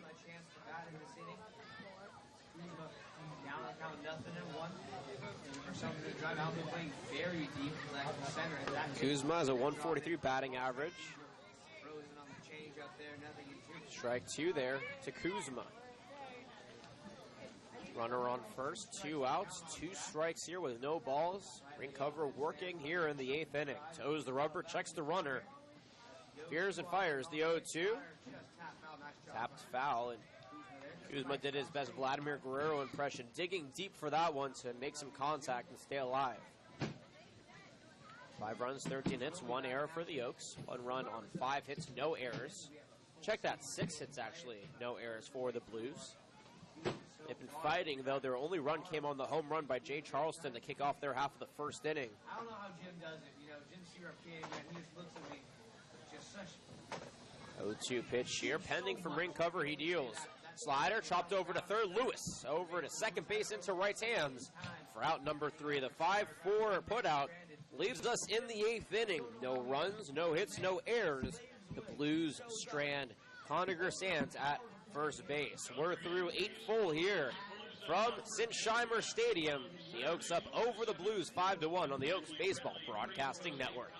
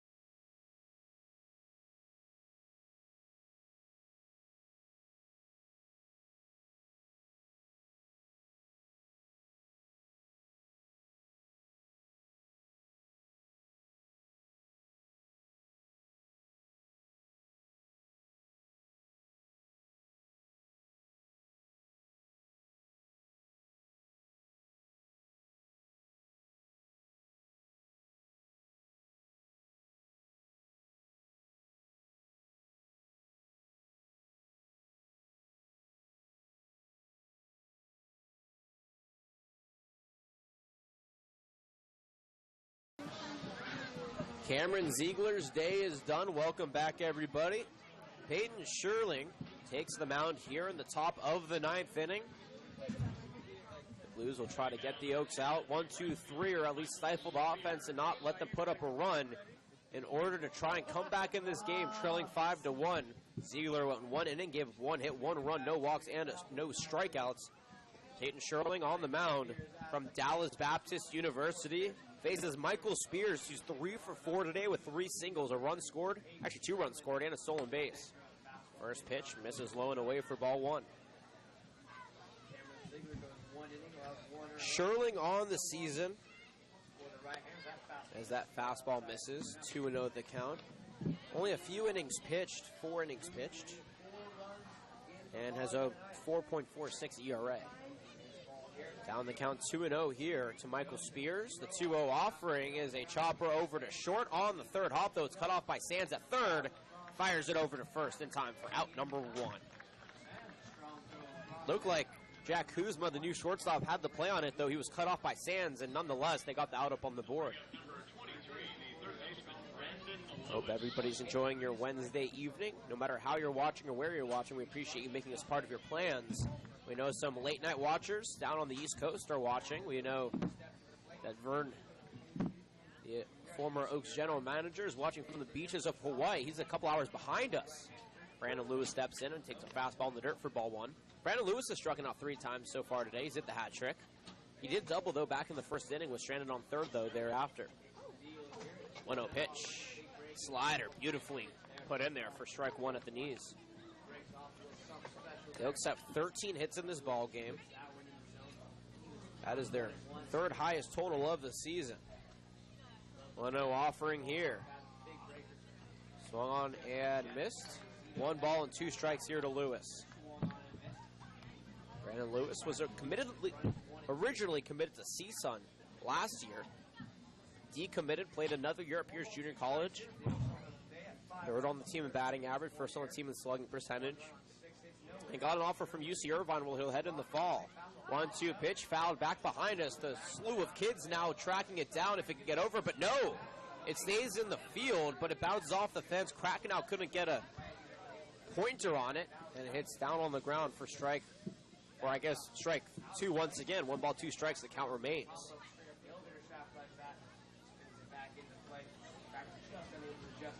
5 runs, 13 hits, an error for the Oaks. 1 run, 6 hits, no errors for the Blues, the home team. The Oaks looking forward to their 1-game homestand tomorrow, and then the 2-game homestand on Saturday and Sunday. 1-2 offering from the southpaw, swung and missed.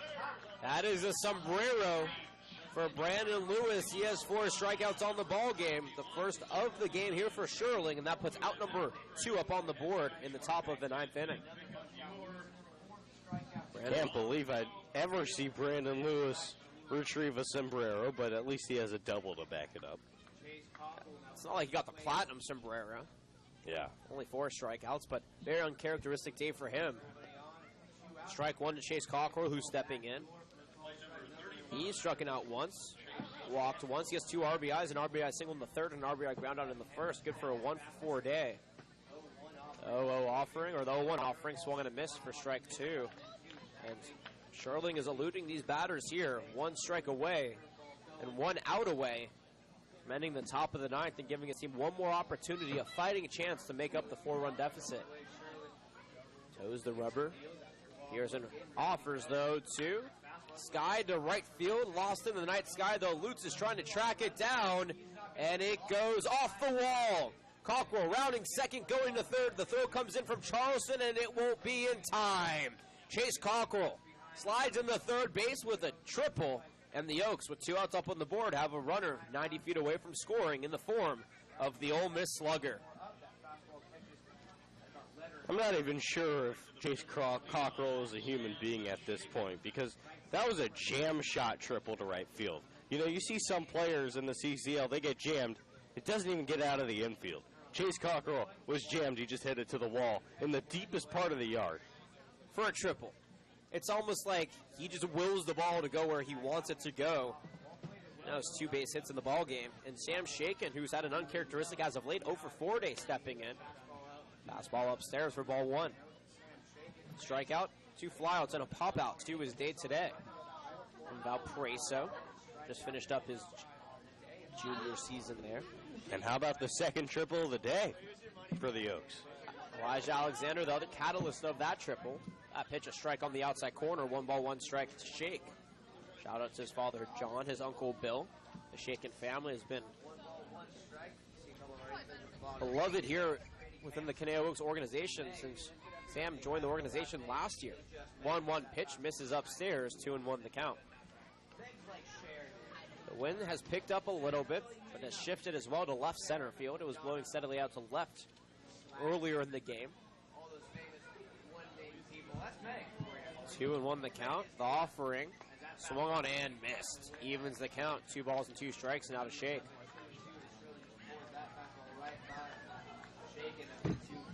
Twos across the board now. 2 balls, 2 strikes, 2 away. Runner on third. Yokes up 5-1. Top of the 9th inning. Sherling trying to get out of this inning unscathed. The only damage would be that triple to Cockrell. He toes the rubber from the stretch. The 2-2. This is inside. Gets away from Cracknell, and Cockrell stride home for the Oaks' 6th run of the ball game. Wild pitch scores Chase Cockrell. His first run scored of the ball game. The Oaks take a comfortable 6-1 lead. They add the insurance run here on an important top of the 9th stint for this team. First earned run here for Peyton Sherling. Bases all vacated now. The 3-2 pitch is Shakin. Skied to right center field. That one's going deep to the right center field fence. Hits the wall. Shakin quickly hustling around second, but he'll hold up as the throw comes in from Charleston. And back-to-back extra base hits with 2 away for the Oaks has them in business here in the top of the 9th inning. Cockrell already scored. Shakin now at second with his first hit of the ball game. And Sam Shakin was robbed of an RBI right there from the wild pitch. I'm sure he'll take his extra base hit, though. That was a shot to right center field again. Great swing from Shakin, who continues to stay hot. Looks like we may have a pitching change as Coach Dan Marple in his first full season, but his second season on the staff of the Blues is out there. He is speaking to his pitcher, Sherling, though nobody warming up, so he may actually stay out there. 15 hits for the Oaks in this ball game. Matches their season high, and that is a good sign, Jordan Brenner. Oh, absolutely. And on the road, a 3-hour bus ride, same day. That is so impressive. And you have to give all the credit in the world for Coach Solis keeping his players in the right frame of mind. He's all business. The meeting breaks on the mound. First pitch here to Bart West.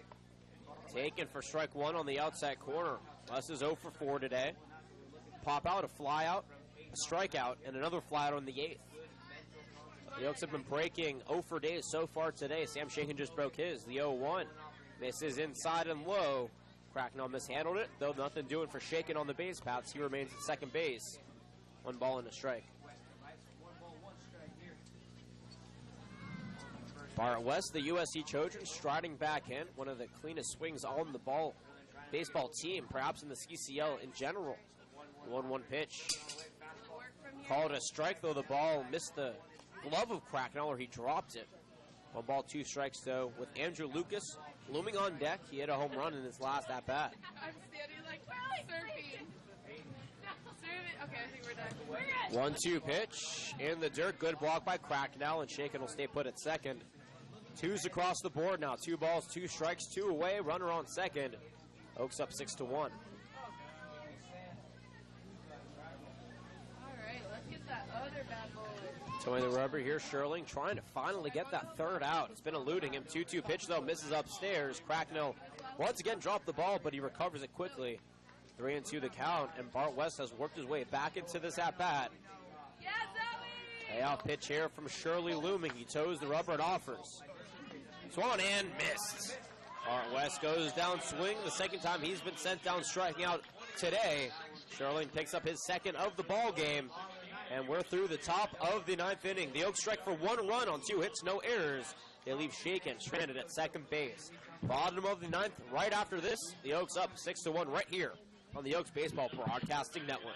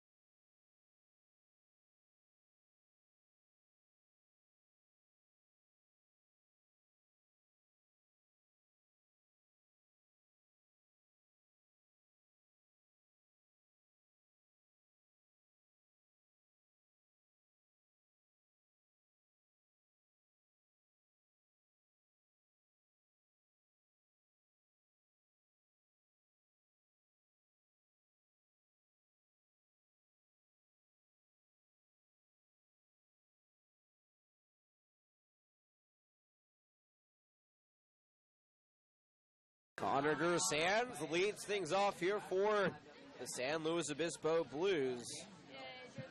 It's actually Noah Cracknell, my mistake. Regardless, he leads things off here in the bottom of the 9th. Welcome back, everybody. It's the first pitch from Ring Cover, misses inside for ball 1. Ring Cover back out there trying to complete the game here in his 4th inning of work. 3 2/3, though, if he completes this inning, because he came in with 1 away back in the 5th inning.